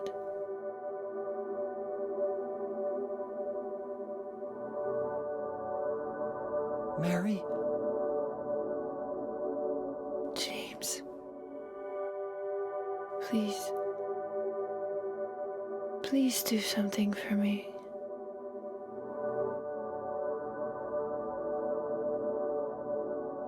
Go on with your life.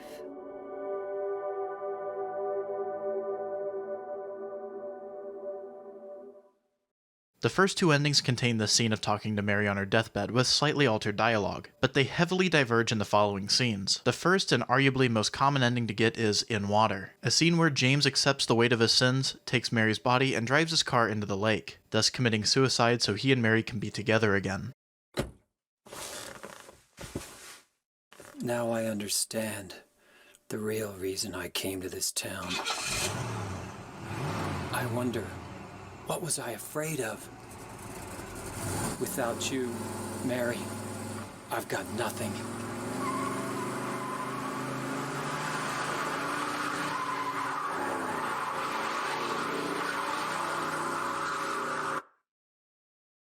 Now we can be together. The next ending is Leave, an ending where James accepts the weight of his sins and chooses to move on with his life and grow. In my restless dreams, I see that town. Silent Hill. You promised you'd take me there again someday, but you never did. Well, I'm alone there now, in our special place, waiting for you. Waiting for you to come to see me. But you never do. And so I wait, wrapped in my cocoon of pain and loneliness. I know I've done a terrible thing to you. Something you'll never forgive me for. I wish I could change that. But I can't. I feel so pathetic and ugly laying here, waiting for you. Every day I stare up at the cracks in the ceiling, and all I can think about is how unfair it all is. The doctor came today. He told me I could go home for a short stay. It's not that I'm getting better. It's just that this may be my last chance. I think you know what I mean. Even so, I'm glad to be coming home. I've missed you terribly. But I'm afraid, James. I'm afraid you don't really want me to come home. Whenever you come see me, I can tell how hard it is on you. I don't know if you hate me or pity me. Or maybe I just disgust you. I'm sorry about that. When I first learned that I was going to die, I just didn't want to accept it. I was so angry all the time, and I struck out at everyone I loved most. Especially you, James.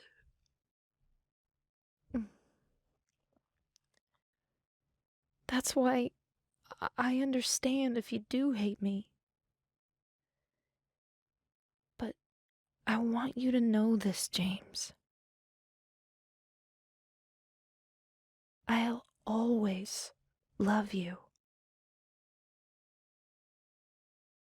Even though our life together had to end like this, I still wouldn't trade it for the world. We had some wonderful years together. Well, this letter has gone on too long, so I'll say goodbye. I told the nurse to give this to you after I'm gone. That means that as you read this, I'm already dead. I can't tell you to remember me, but I can't bear for you to forget me. These last few years since I became ill, I am so sorry for what I did to you, did to us. You've given me so much, and I haven't been able to return a single thing. That's why I want you to live for yourself now. Do what's best for you, James. James, you made me happy.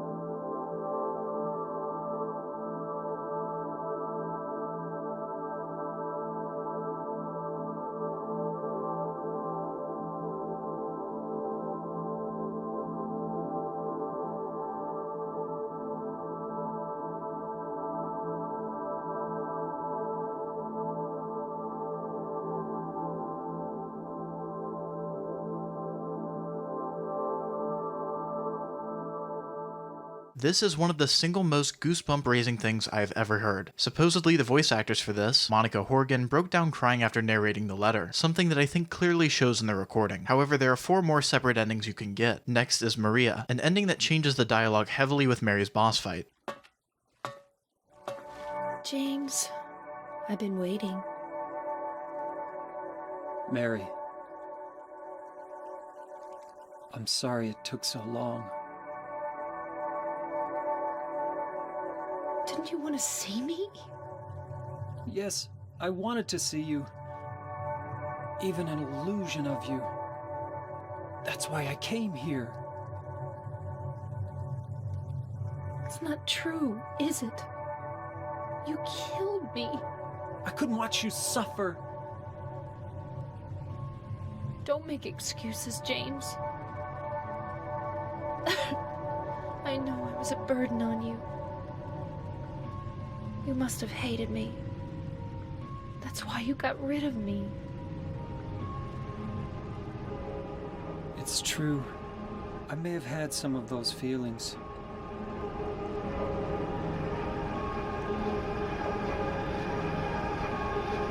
It was a long 3 years. I was tired. That's why you needed this Maria person? James, do you really think I could ever forgive you for what you did?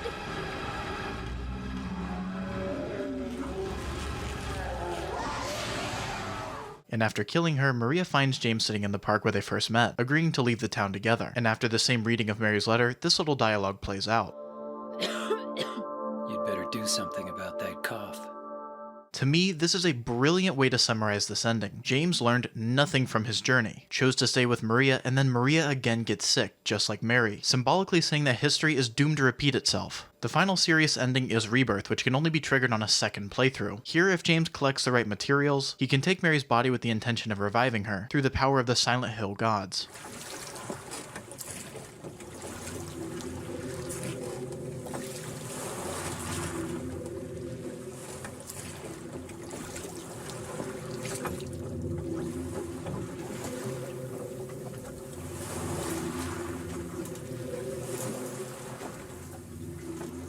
Mary, you look so peaceful. Forgive me for waking you. But without you, I just can't go on. I can't live without you, Mary. This town, Silent Hill. The old gods haven't left this place. And they still grant power to those who venerate them. Power to defy even death.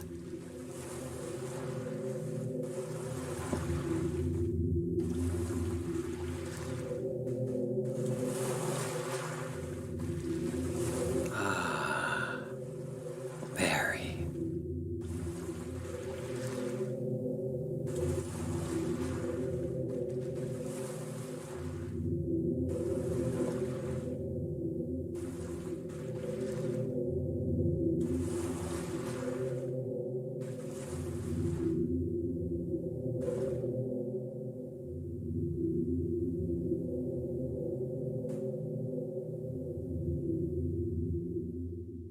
The last two endings are joke endings. First is UFO, a direct continuation of the UFO ending from Silent Hill 1, and to my knowledge, this is the only thing linking Silent Hill 1 and 2 together.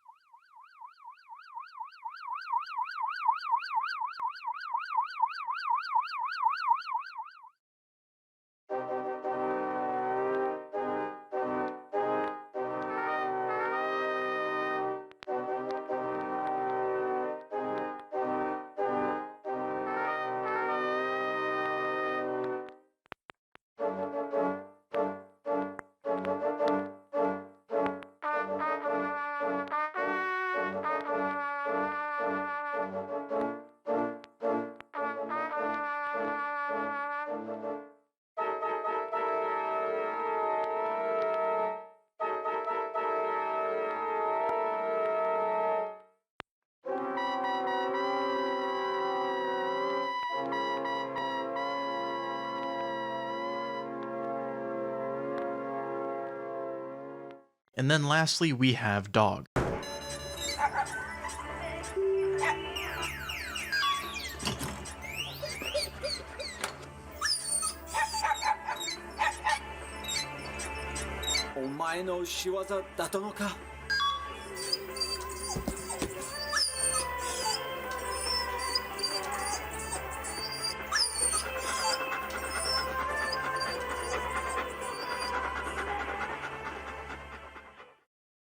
I'm not even gonna bother explaining this one. We have a lot to go over, so let's just start with the burning question. Which ending is canon? The answer is either something that you love or hate. I personally fall into the former. There is no canon ending. The devs have gone out of their way to make it clear that there is no definitive answer to this question. It's all up to interpretation. But let's talk about the 4 serious endings and point out the reasoning people try and argue to claim their specific ending is canon. However, I think the most revealing playthrough of this game tends to be the second and third ones, as you come to realize exactly how the game hid its own secrets. So I think a quick summary of the story with the game's twist in mind would be worthwhile. The game's story starts when James received a letter from Mary in his head 3 years after she died, but in reality, less than a week ago at their house, James murdered Mary, and in my personal favorite theory, he killed her the day before the game begins. But why did he do this? It's very poorly explained in my opinion, but you can piece some things together at least. James killed Mary partially because he couldn't stand to watch her suffer, but also partially out of resentment for taking away part of his life, and also constantly belittling and insulting him despite his best attempts to be there for her. Mary, what are you saying? Look, I'm disgusting. I don't deserve flowers. 3 years ago, she died of that damn disease, is the line that he says repeatedly. But why? Well, 3 years ago, Mary got the disease, and the Mary that James knew died then. James repressed the reality of his crimes, and became convinced that she died 3 years ago. But what about the letter that James receives from Mary? Well, that's where the Silent Hill magic comes into play. Mary's letter to James isn't real. This is a projection of his subconscious, the need to go to Silent Hill to find atonement for his crime. And so, with Mary still in the trunk of his car, we get to the start of the game where we find James at the mirror. And hey, look who it is on the wall there. But the game, even at the beginning, almost tells you the entire story. Mary died 3 years ago, and yet she managed to write a letter. How is this possible? It isn't. Is Mary in Silent Hill? Technically, yeah, she's right there in the trunk the entire game. Now, some people say that there's no evidence that Mary's in James' trunk the entire game, but yeah, there definitely is. First off, the irony of James looking for Mary in the exact place he starts off giving his monologue is incredible. But second, check this shit out. This is the music of the area normally. This is the music next to the trunk.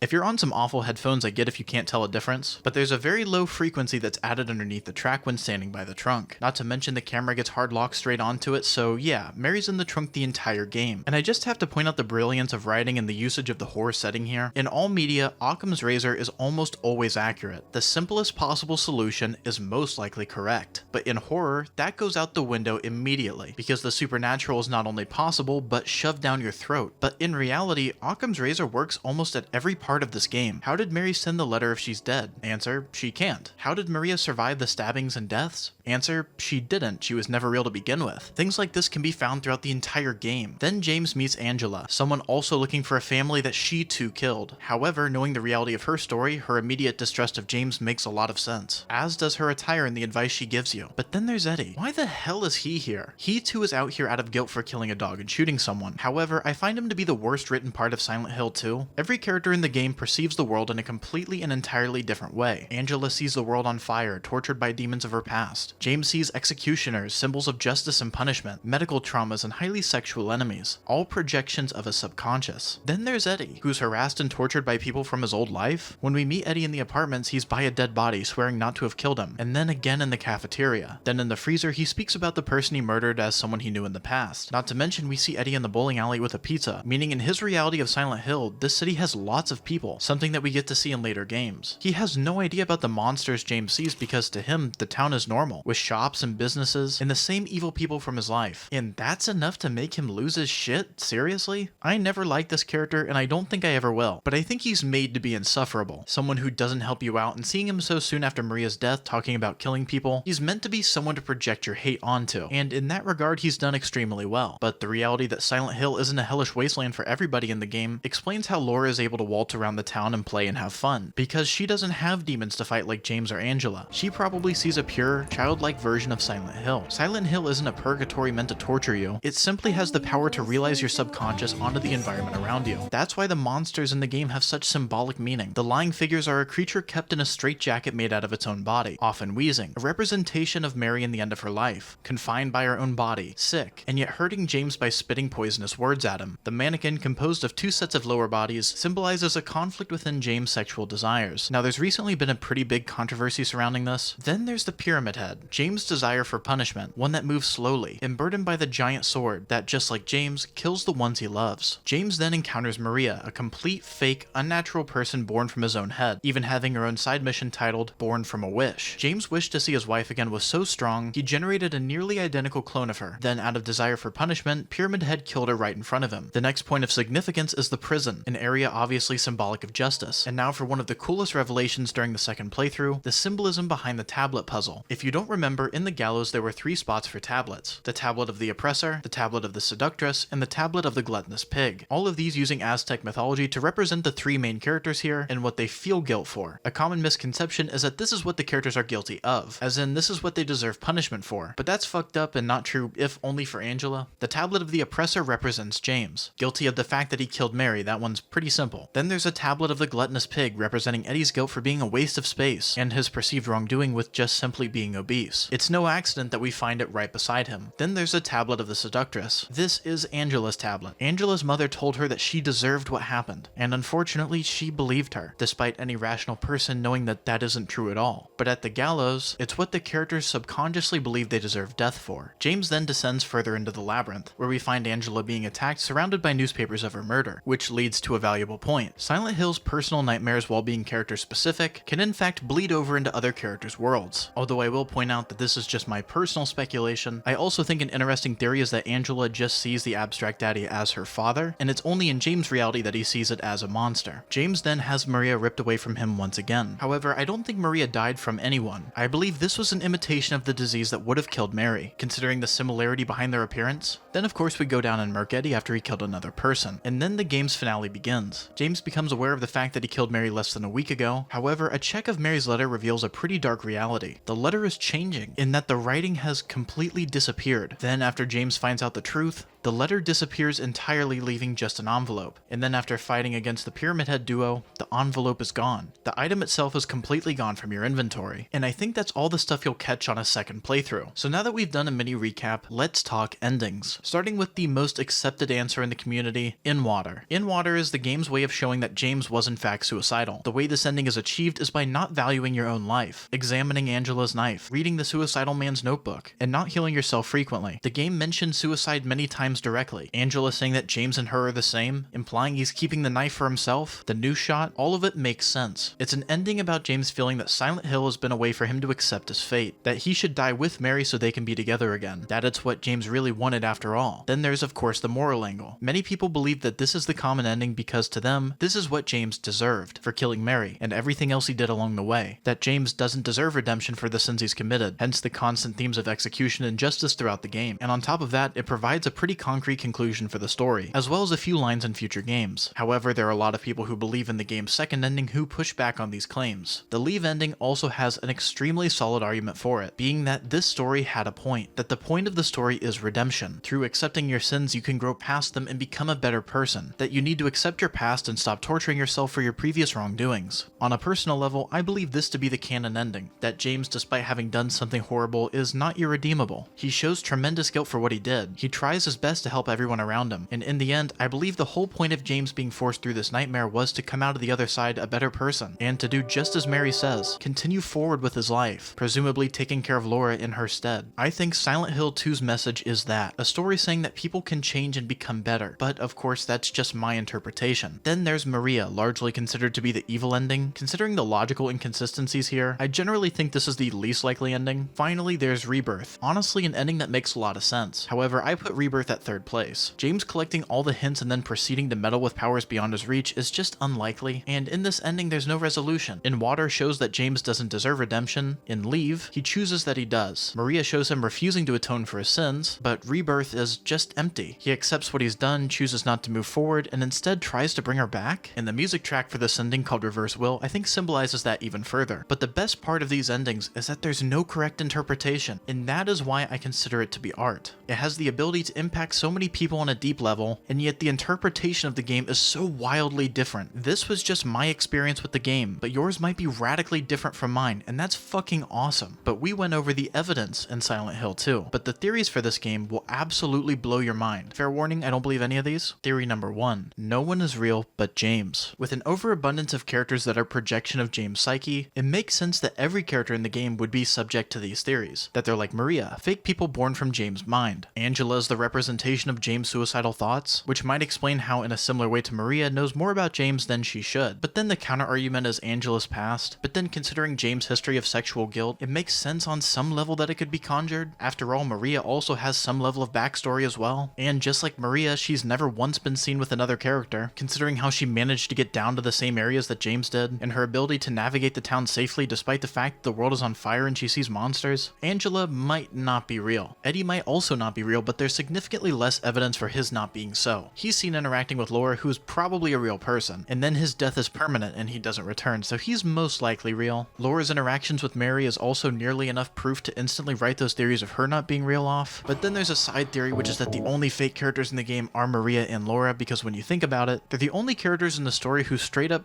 don't have a last name, nor do they have a representing tablet in the Gallows or a grave in the graveyard. But in reality, the only confirmed fake person is Maria. Everyone else is probably real. Theory 2. What's under Pyramid Head's mask? That's the question that many people have asked. However, there's no point-blank model or confirmation from the devs, but a really cool theory with absolutely no basis is that James himself is under the mask, being the executioner he so desired. Theory 3. The James mirror scene. There was a lot of speculation for a very long time before the series creator straight up said it wasn't true, that in the game's opening scene, James isn't looking at himself. He's symbolically looking at you, the player, because after brightening up the scene, James doesn't really look like he's looking at himself, does he? But then a follow-up question is, why would this be in the game? And yeah, there's no answer, it's a stupid idea. Theory 4. James' sexual repression controversy. So the series developer Masahiro Ito, who's in charge of the character designs, put out a couple of tweets that kind of debunked a lot of what we thought about the game. According to him, the symbolism of Pyramid Head is that he's trying to remove the visions from James' mind, and the reason he's always seen killing the very sexualized enemies is trying to be symbolic of James' conflict between the two. But then it's really hard to interpret the game with any other context other than James having sexual frustration. There's just far too many sexual and phallic references within the game to properly write off this entirely, so I think this is one of the many situations where we kind of take it with a grain of salt. Well, that's it for theories, and considering how loosely confirmed the story of Silent Hill 2 is, there's probably just as much evidence for any of these theories as there is for any of the core components of the game, and honestly a large portion of our current understanding of the game relies heavily on specific lines of dialogue in a game where dialogue is inconsistent, and things, characters, and notes can be fabricated, so who's to say our understanding of Silent Hill 2 isn't dead wrong? But regardless of whatever you concluded, to me it's nearly impossible to hate this game, and as of right now this is my favorite game of all time, and I don't suspect it'll be dethroned anytime soon. This game affected me on a deep emotional level I don't think I've ever felt before, and a lot of people seem to hold that sentiment. If I had to describe this game in a single word, I don't think any English word could do it justice, but instead the word I would choose is a Russian word that many of you may have heard at some point. Tuska. Tuska, if put into Google Translate, comes out to yearning, but that isn't even 10% of its meaning. When dealing with languages with a common ancestor language like English and Spanish, you can find that a lot of words simply have identical counterparts, but when trying to translate languages without a common ancestor, a lot of words simply can't be translated properly. We in English don't have a single word that can match it, and Tuska is the prime example. Vladimir Nabokov is a Russian poet and novelist who has a very famous quote about this word. He says, "No single word in English renders all the shades of Tuska. At its deepest, most painful, it is a sensation of great spiritual anguish, often without any specific cause. At less morbid levels, it's a dull ache of the soul, a longing with nothing to long for, a sick pinning, a vague restlessness, mental throes, yearning. In many cases, it may be the desire for somebody or something specific, nostalgia, lovesickness, and at its lowest grades,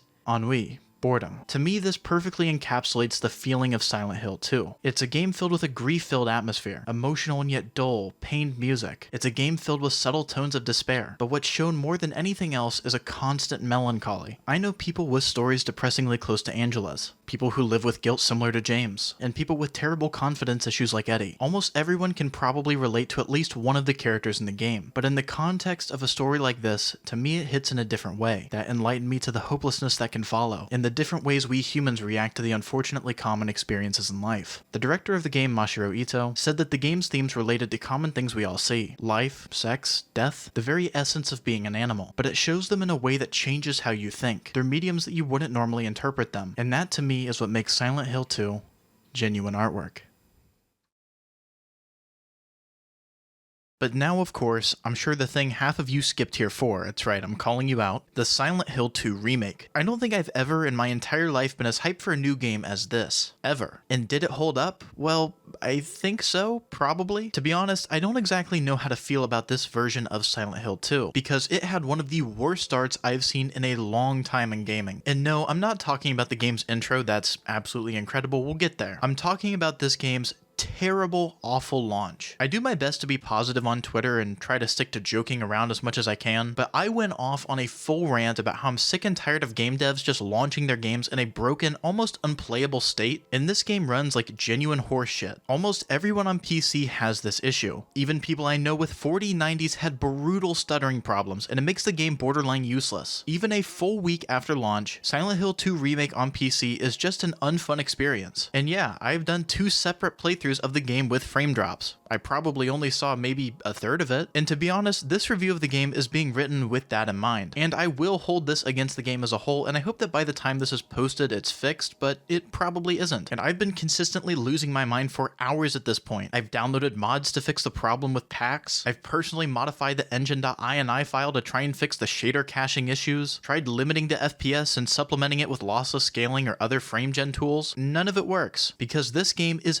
painfully unoptimized, to the point where I'm not entirely sure why it was even released, let alone offered for early access, which, by the way, is morally questionable. I paid $15 extra to get this game early, under the pretense that, I would get to play it early, but of course that just wasn't possible, because the game just ran like this the whole time. So I was literally just scammed out of $15, so thank you for that one, Konami. And while we're on the train of things that Konami did wrong, I sent the Konami creator team multiple emails several months in advance to try and get a review copy, to which I received no response, so suck my fucking dick, Konami. But did I like the 15 or so total frames of the game that I did get to see? Parts of it, yes, absolutely. And other parts simply confused me. But I think it's best to state something early on. When dealing with something I hold so unbelievably dear, I'm naturally going to be super resistant to change in any regard. But god damn it, I am trying so hard to be as open-minded as I humanly can. But look, not only have I clocked 6 separate runs of Silent Hill 2, but I've also written, researched, and edited this entire video. And as a result, I've learned every precise word of dialogue and scene in the game. So not many changes go unnoticed, especially ones that just seem bizarrely pointless. For example, the first change I noticed right off the bat is James missing a line of dialogue in the opening of the game, which was saved for slightly later. The music here is also heavily changed, the walk to the cemetery is slightly shorter, the amount of filler words used in James' dialogue specifically was dramatically increased. James' gray polo shirt was swapped out for a dress shirt, Rebirth items, dog items, and UFO items have been moved closer to the beginning of the game, and like 99% of these changes impact nothing except for pacing. But when talking about remakes in this genre, the natural comparison for this game is going to be the Resident Evil remakes, of which there are 4 total. Successes, failures, and some mixed results. And I think it's important that we assess what it is that makes a good remake, and also what tends to ruin one. One of the first major remakes of any game ever was Resident Evil 2002, a remake of the original 1996 game that started it all. But then in the modern age, and quite frankly the only reason we got a remake of Silent Hill 2, we have the remake of RE2 that released in 2019, getting absolutely incredible reviews with the current average on Metacritic sitting at a 91. And today I think it's regarded as one of the best horror games of all time. But then of course, as soon as the game got released, we got one of the most exciting trailers ever. A trailer for the remake of Resident Evil 3 Nemesis, a game that is often held in higher regards than RE2, featuring one of gaming's most iconic enemies. But we all know how the story went. The remake was absolute shit and one of the biggest examples of wasted potential I've ever seen, making Nemesis into just another generic horror villain. But the point I'm getting at is that clearly this game's failure and the success of the 2 remake serve as a great blueprint for how to do a remake, what to do and what to specifically avoid at literally all costs. The duality of these 2 games is something that I always like to reflect on because it's genuinely insane to me the difference in direction. Resident Evil 2 is probably the last Resident Evil game that heavily incentivizes you to avoid combat at all costs, because 3 has a dodge mechanic that just sort of breaks the game, and instead of modernizing the remake of 2 to have the dodge mechanics of future games, it kept it pure, making you carefully choose where to spend ammo and where to risk running by. And in my opinion, it even makes this dynamic more interesting, by allowing you to target enemies' knees and run by in a stressful situation Revelation, but it above anything else preserved the experience of the original game, contained expanded areas, fleshed out boss fights, and original puzzles exclusive to the remake. But then came Resident Evil 3, which still has new puzzles, boss encounters, and retains a similar combat system. But the game falls entirely flat when you consider the coolest part of the game, in my opinion. The clock tower was just gone, meaning the original game is by a significant margin longer than the remake. Not only that, but they made the remake almost entirely linear. No longer is the downtown area of the game a massive chunk, making you explore the area to repair the tram, taking up almost half of the original game. Now it's extremely streamlined. And speaking of streamlined gameplay, something that I didn't know until I played this game for the first time a few months ago, did you know that Resident Evil 3 has QuickTime events that let you choose how to approach certain situations, determining if you want to fight Nemesis for valuable supplies, or run away and potentially put yourself in a better or worse position for the long run?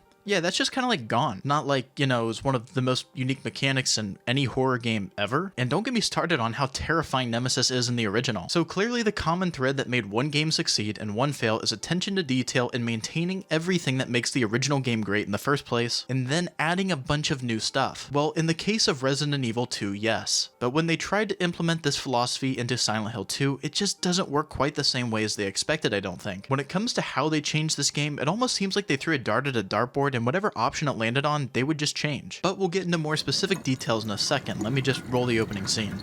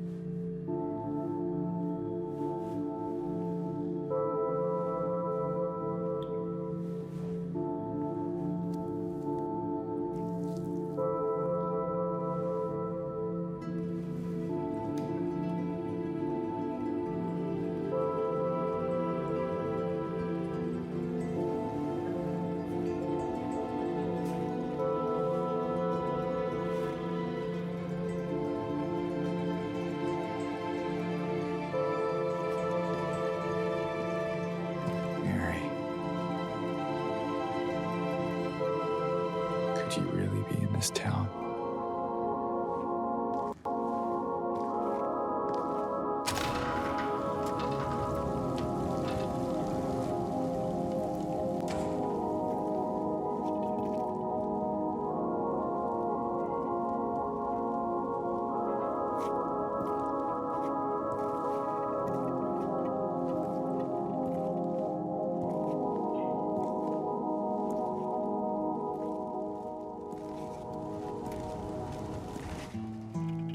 In my restless dreams, I see that town.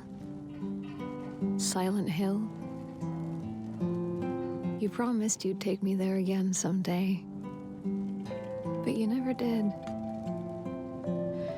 Well, I'm alone there now.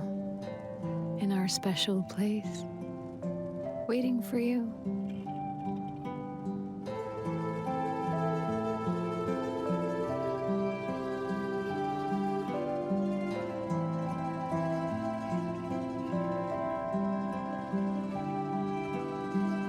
I got a letter.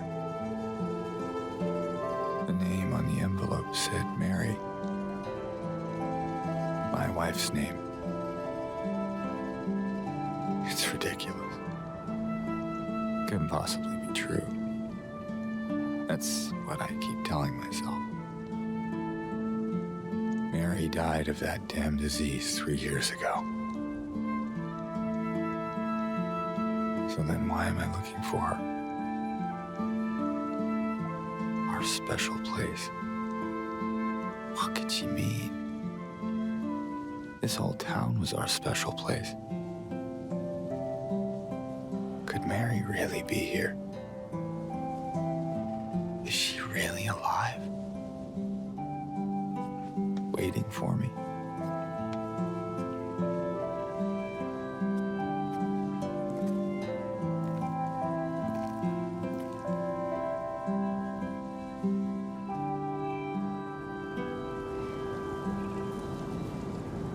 This is gorgeous, and yeah, I might prefer the original reading of Mary's letter, but here, this is perfectly fine, and goddamn, seeing this area just made me so unbelievably happy. But then, of course, I'm a negative person. So, of course, I found something to criticize, which here are the bizarre choices made to the OST in this scene in particular. The original track White Noise was significantly more ambiguous, and to be honest, I don't have any idea what about this scene could call for rising music like this.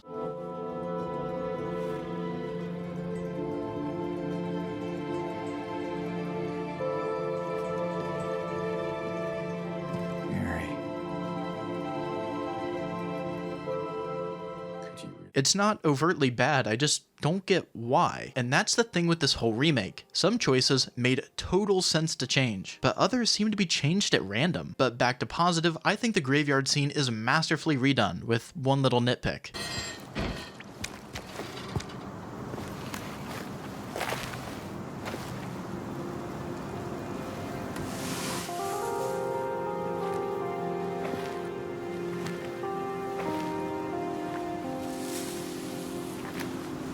Excuse me. I'm sorry. I was just... Hey, it's okay. I didn't mean to scare you. I'm kind of lost. Lost? Yeah, I'm looking for Silent Hill. Is this the right way? Yeah.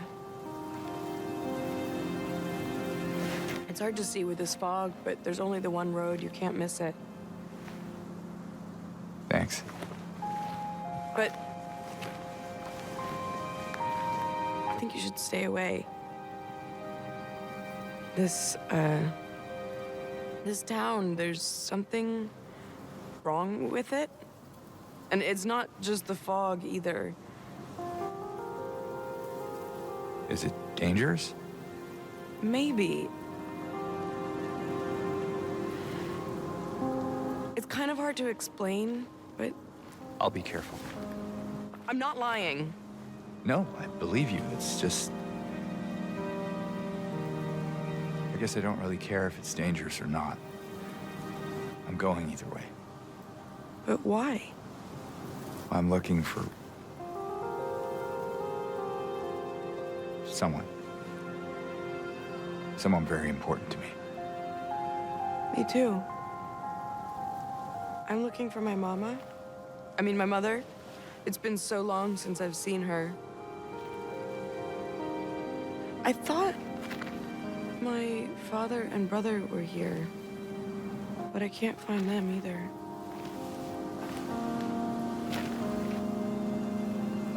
I'm sorry, it's not your problem. No, I hope you find them. Yeah, you too.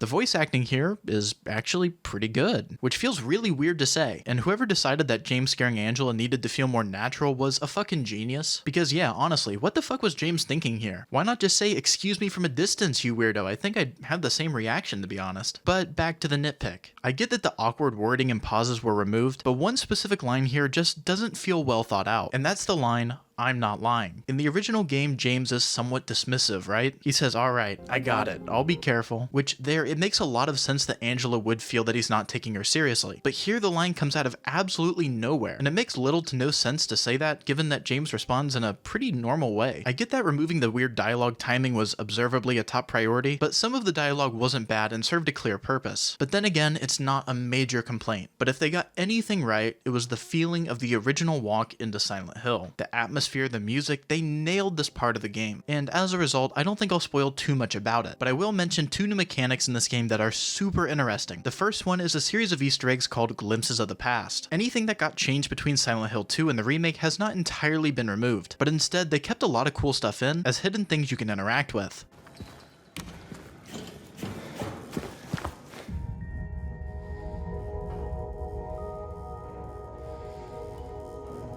This is an extremely clever way to change exactly what they needed to without entirely disrespecting the original players, while also being completely possible within universe. Again, whoever thought of this is an absolute genius. The next major thing is the brand new combat system, which threw me for an absolute loop. At first, I didn't really know how to feel about it, but it's grown on me quite a bit after truly perfecting it. Silent Hill 2 literally has Dark Souls iframes built into it, and man, that is not a sentence I was expecting to say, but it kinda works. The swinging and fighting system is almost no different from the original, but the enemy design and dodge system have completely flipped the game's combat on its head, making melee only runs not only possible, but completely feasible. But what's strange is that this isn't a proper Dark Souls combat system. Under most normal circumstances in Dark Souls, rolling to get your iframes is committal. It requires you to burn stamina, and if you're locked in an animation, you can't roll until it's over. This game, however, has the total opposite. Not only does dodging render you completely invincible, but you can be mid-attack and immediately roll if something's about to hit you, meaning you never really have a good reason to be scared of the enemies around you. But that's just like the original game, meaning while it changed the game dramatically, the feeling of it remains the same. And generally, I think that sentiment holds true for the majority of Remake, but I think instead of melting Remake down to its core components like I did the original, I think it's best to talk about this game generally and sort of review it, without having to make this a 7-hour video. This game is ridiculously long. I recently did another run of Silent Hill 2, and that took me less than 3 hours in-game time, while a playthrough of Remake took me 12.5 hours to get through, which sounds great, but just generally isn't, because the story, cutscenes, and important moments still happen at the exact same points, meaning the beautiful pacing I spoke about took a massive hit, and not like a little bit of boredom, but like several hour periods potentially where nothing interesting story-wise happens. Already annoying levels like Brookhaven and the Labyrinth have almost been tripled in length, featuring brand new puzzles and other ways to artificially increase the length, and unfortunately this is what stops the game from reaching a score above an 8.5 for me and a lot of other people. I don't necessarily blame Bloober for this. I think it's more of a corporate decision that a 6-hour length game just couldn't really justify the price tag and thus development costs, so I think it was kind of unavoidable, but it without a doubt hurt the game in a way that really can't be explained unless you play it yourself. The remake of Resident Evil 2 also had a collection of brand new puzzles implemented, between additional lockers with combinations you can find, safes to open, memorization games, a bunch of cool new things. But something that made that system work is that barely any of it is mandatory to beat the game. Technically, you don't need to do the statue book puzzle to get access to the third weapon. Technically, you don't need to figure out how to get the extra storage for your inventory, nor do you need to get any gun attachments. It's all optional stuff that rewards players who are willing to fully explore the game. However, Silent Hill 2 Remake took that general idea of adding more puzzles and decided to ignore that crucial component, because now you need to solve 3 more puzzles to get a key to a door that has a code hidden within through a puzzle that you need to unlock another door on the other side of the map that has a key to a room that has a book in it that you need to solve the main puzzle. It's just a fucking headache and a poorly designed glorified fetch quest. Does the original have this problem? Yes, but to a lesser degree that's made all the more manageable by the game's shorter runtime. If you wanted to add more puzzles, why not make them for optional items and keep the mandatory quest items separate, so the runtime of the game isn't ridiculous for the average player, but completionists still have cool content, extra puzzles, and new ways to spice up the gameplay through maybe a new weapon, or attachments that completely change how a weapon works. But adding it to the required gameplay loop was straight up a mistake. But some positive things did come out of these changes to the length. For example, on your way to the hospital, you pass by the Baldwin Mansion, and if you recognize it like I did, you can even interact with Maria, who has a unique line of dialogue. Is everything all right? Yeah, it's just... this place just gives me the creeps. I'm not sure why. You ever been inside? I'm not sure. It does feel familiar somehow.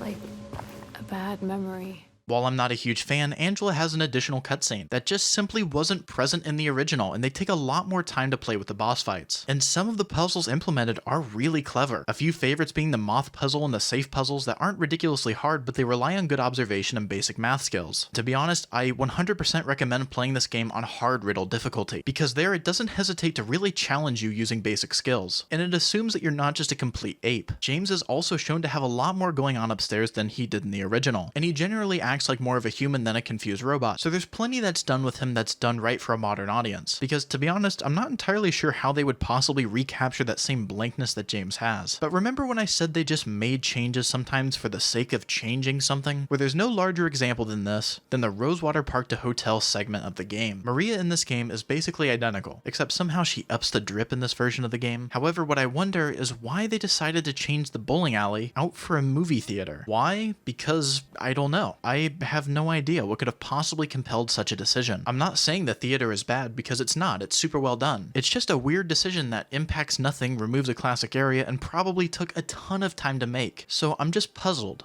at what the common thread of logic was, because to me it seems completely random. But the biggest surprise of the game were the performances of two characters that were weak in the original, Eddie and Laura. These two characters were the absolute stars of the show when it came to bringing the original characters to life. Eddie's new design is absolutely fantastic. I think it's hilarious that he is described as generally useless by the game itself. I love the vague East Coast accent, and whoever revised the script in this part of the game did an absolutely incredible job.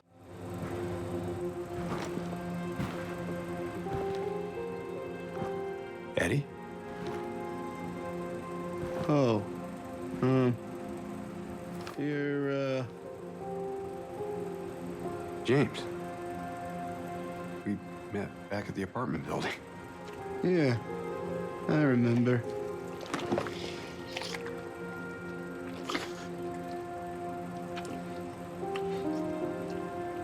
I see that you didn't make it out yet. Yeah. I just didn't get around to it yet. Well, at least you got your appetite back.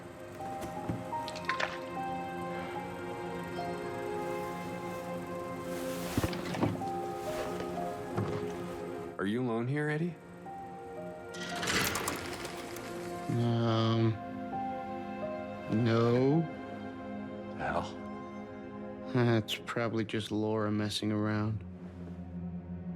The little girl? Laura, is that her name? That's what she said. I'm gonna go look for her. You coming? Now you want me to come with you?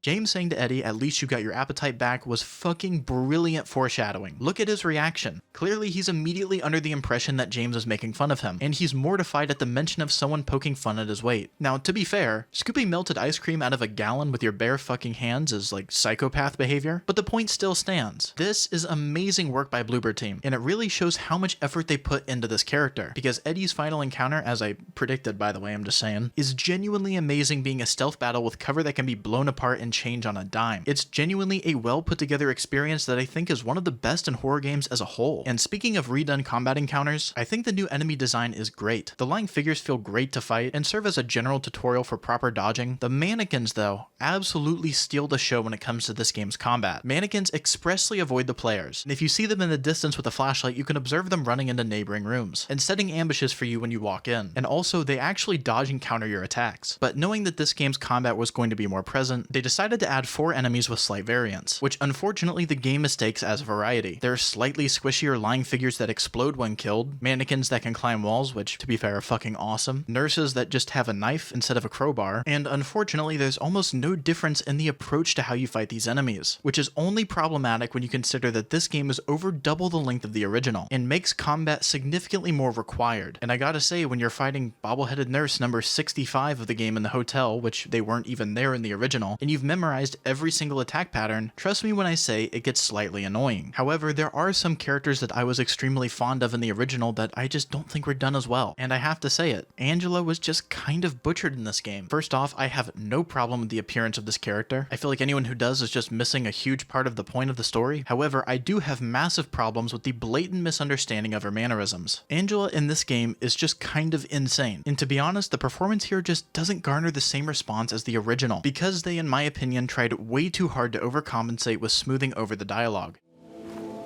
Hey. Are you feeling better? This place is different from what I remember. I guess things never really stay the same, do they?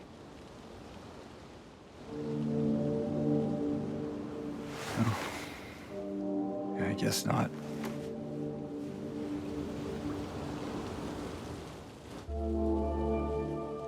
I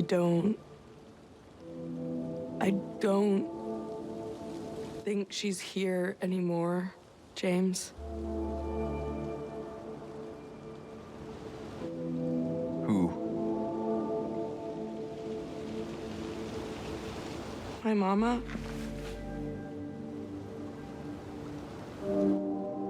She doesn't want to see me anymore. Why would you think that?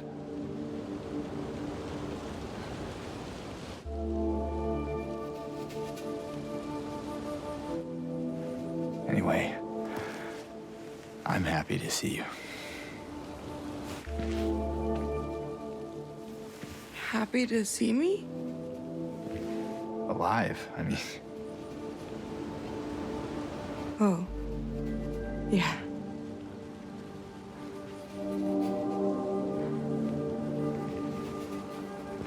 I better get going. You still don't want me to go with you? If we stick together, we might just make it out of here. Out of where? This town. Silent Hill.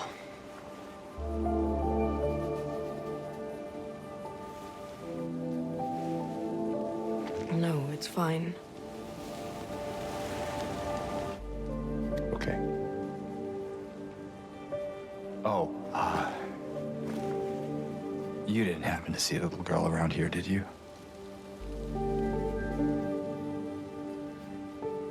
A little girl? Yeah, Angela? Are you all right? Angela? No. Please. You shouldn't be here. Angela, it's okay. No, don't touch me! This is one of the few exclusive cutscenes to the remake, and this accomplished fuck all. It just makes Angela look like a schizomaniac, and quite frankly, someone I was significantly less interested in the story of. But my biggest complaint is the misunderstanding of Angela's final scene, because I can't believe they missed it. In the original game, you see Angela walk to her demise for a while, and then you have to choose to leave the room. After accepting that there is no way to help her no matter what you do, she has chosen to commit suicide. It's an extremely emotional moment in the game that hinges on you making the decision to leave. But in Remake, James just dips out of the room after seeing her walk up for 2 seconds. And this, from a huge fan's perspective, was just an arrogantly changed moment that hurt the game overall. This is a game that I have tried to like, but I cannot bring myself to love. Not in the same way that I did the original. If you've never played the original, this is probably a great way to experience Silent Hill 2. But to anyone who's a massive fan of the original, I think it's clear that they needed to pay a bit more attention to certain parts. And here's this other thing. It treads this strange line of not even being a remake in the canon game. The glimpses of the past changed outfits with references to the original game, and more importantly, the endings aren't the same as the original, including 2 brand new remake exclusive endings. The 2 new endings thankfully definitely aren't canon, but they've got a lot of balls to be adding endings. Firstly, there's Bliss, an ending where James drops acid or some shit and enters the VHS timeline before he killed Mary.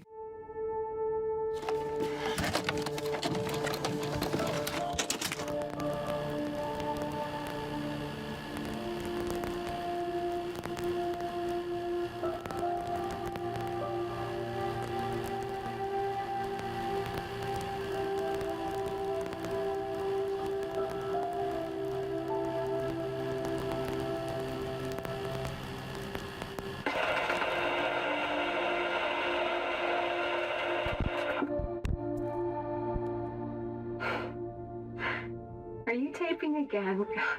Come on.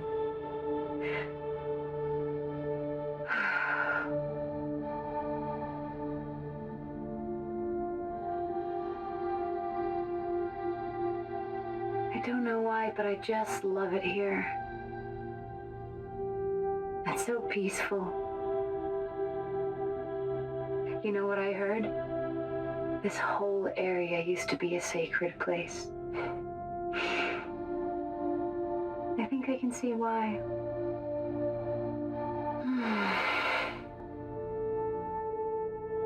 It's too bad we have to leave. Promise you'll take me again, James.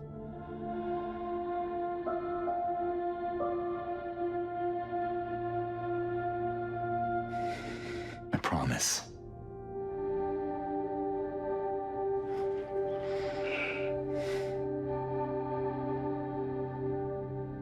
Come on, we need to finish packing.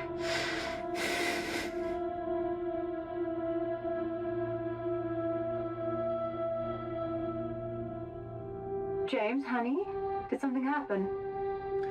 Oh, no, it's fine. Everything's fine.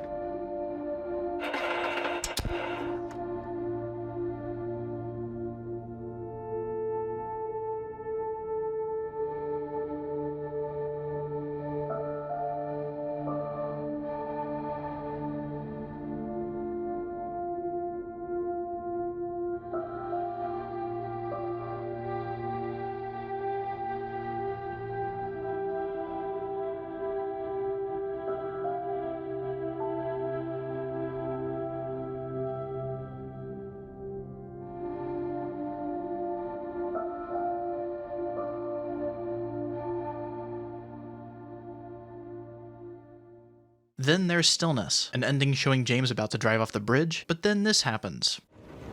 I tried. I really did, but I can't go on without you. I can't forgive myself for what I've done.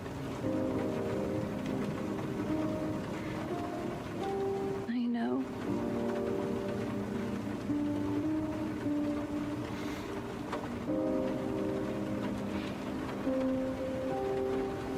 What's wrong, honey?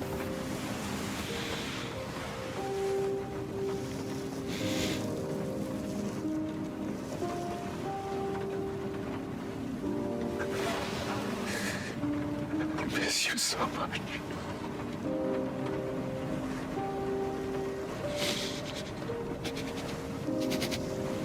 I'm sorry. I am so sorry.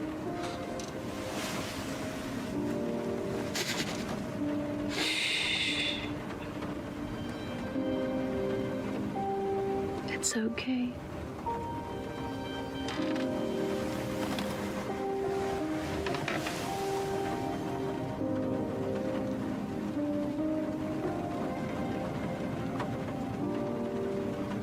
Will you wait for me?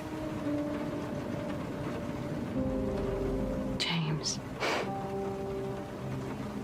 I've always been waiting for you.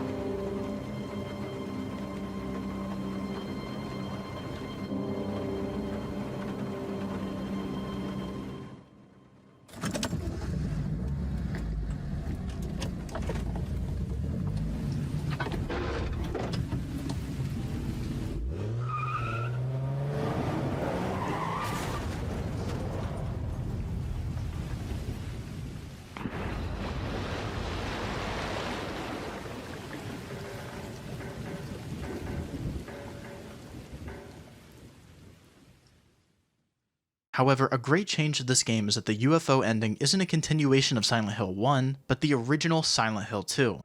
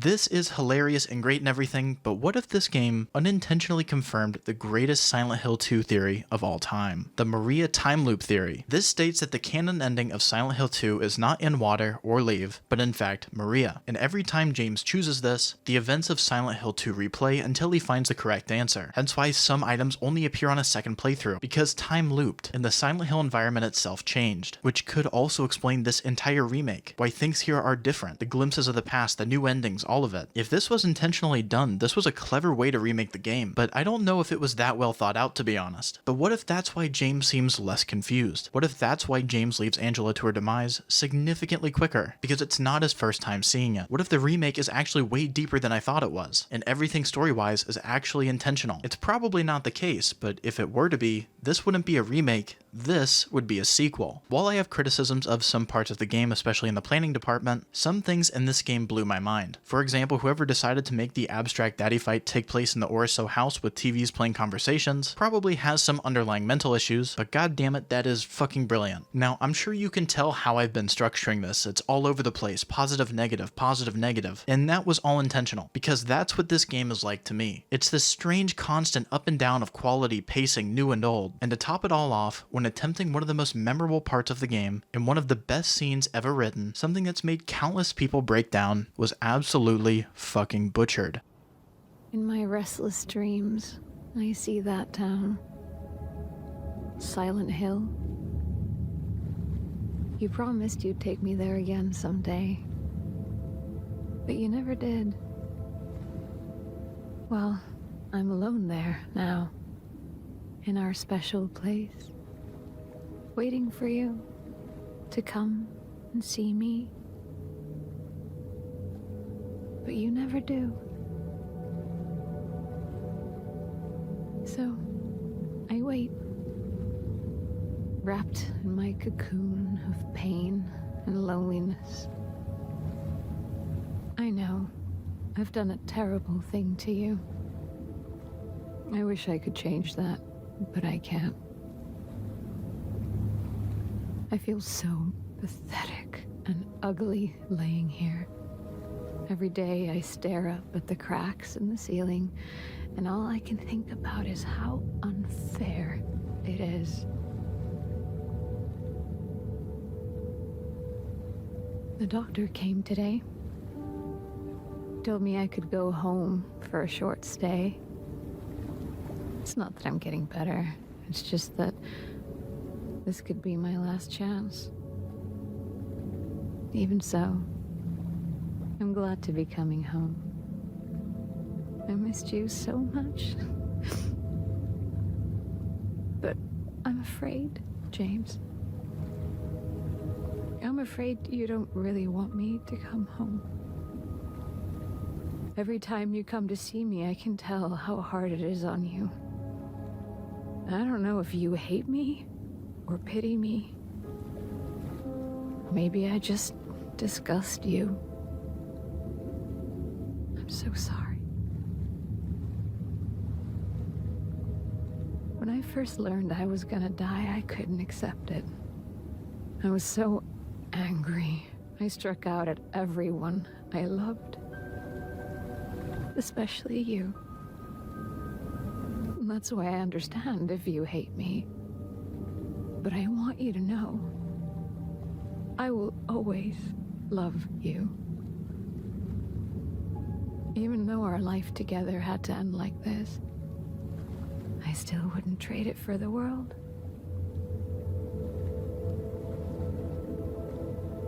Well, this letter has gone on too long, so I'll say goodbye. I told the nurse to give this to you after I'm gone. Which means that as you're reading this, I'm already dead. But that's okay. I'm not afraid of it anymore. I just hope the pain will end soon. So that you remember me for who I was. And not what the disease made me. I want you to go on. I want you to live. For yourself. And for others. Like you did for me. James? You made me happy. This is not how you redo this scene. The final words in Mary's letter are clearly spaced out, and it adds a ton of emotion. James, you made me happy. And to be honest, here she sounds just completely indifferent. It's just another miss. This game currently has overwhelmingly positive reviews on Steam, Metacritic, and every other outlet out there, and people seem to be overlooking the blatant problems with it, especially with the god-awful pacing, because in the pursuit of a longer runtime, they've seriously hurt the replay value, and as a result, I don't think anyone in their right mind would try to get all 8 endings, because that would take 80 plus hours of gameplay with the same repetitive combat. I'm glad some people seem to like this remake more than I do, and that's great. I'm not hating on this game. After all, I can just go play the original anytime I want, so there's no point in ripping it to shreds. But when directly comparing it to the original, the pacing, voice direction, constant performance issues, overdone combat encounters, and other things stop it from being better. Historically, I tend to warm up to remakes of my favorite games over time, but this is one example that I think I will remain constant on. Silent Hill 2 to me is an absolute masterpiece. This, in my opinion, is not. But what this is an excellent revival of the Silent Hill franchise that makes me unbelievably hopeful for a remake of 3, 1, and 4, or a brand new Silent Hill title, because the team may have made a few errors, but they made some new choices that really pay off, and I cannot wait to see what they come up with now. Well, thank you all so much for watching this video. This wasn't exactly a short one. This has been a very stressful project for me. I'm currently recording this at the very tail end of the editing process, and I gotta say, after a lot of thinking, I don't think I ever want to do a video like this ever again. However, I do want to throw it out there that I have some very interesting projects up and coming that are nothing like this video, so stay tuned for those. I know my opinion on the remake is going to be controversial, but it's just my first impressions as a very overly critical fan. And if you think I'm wrong, don't hesitate to tell me in the comments, but do try and tell me why. If there's something that I missed, don't be afraid to put together a well-constructed argument in the comments. But as per usual, any and all support would be amazing, but no one can force you, and I will see you all in the next one.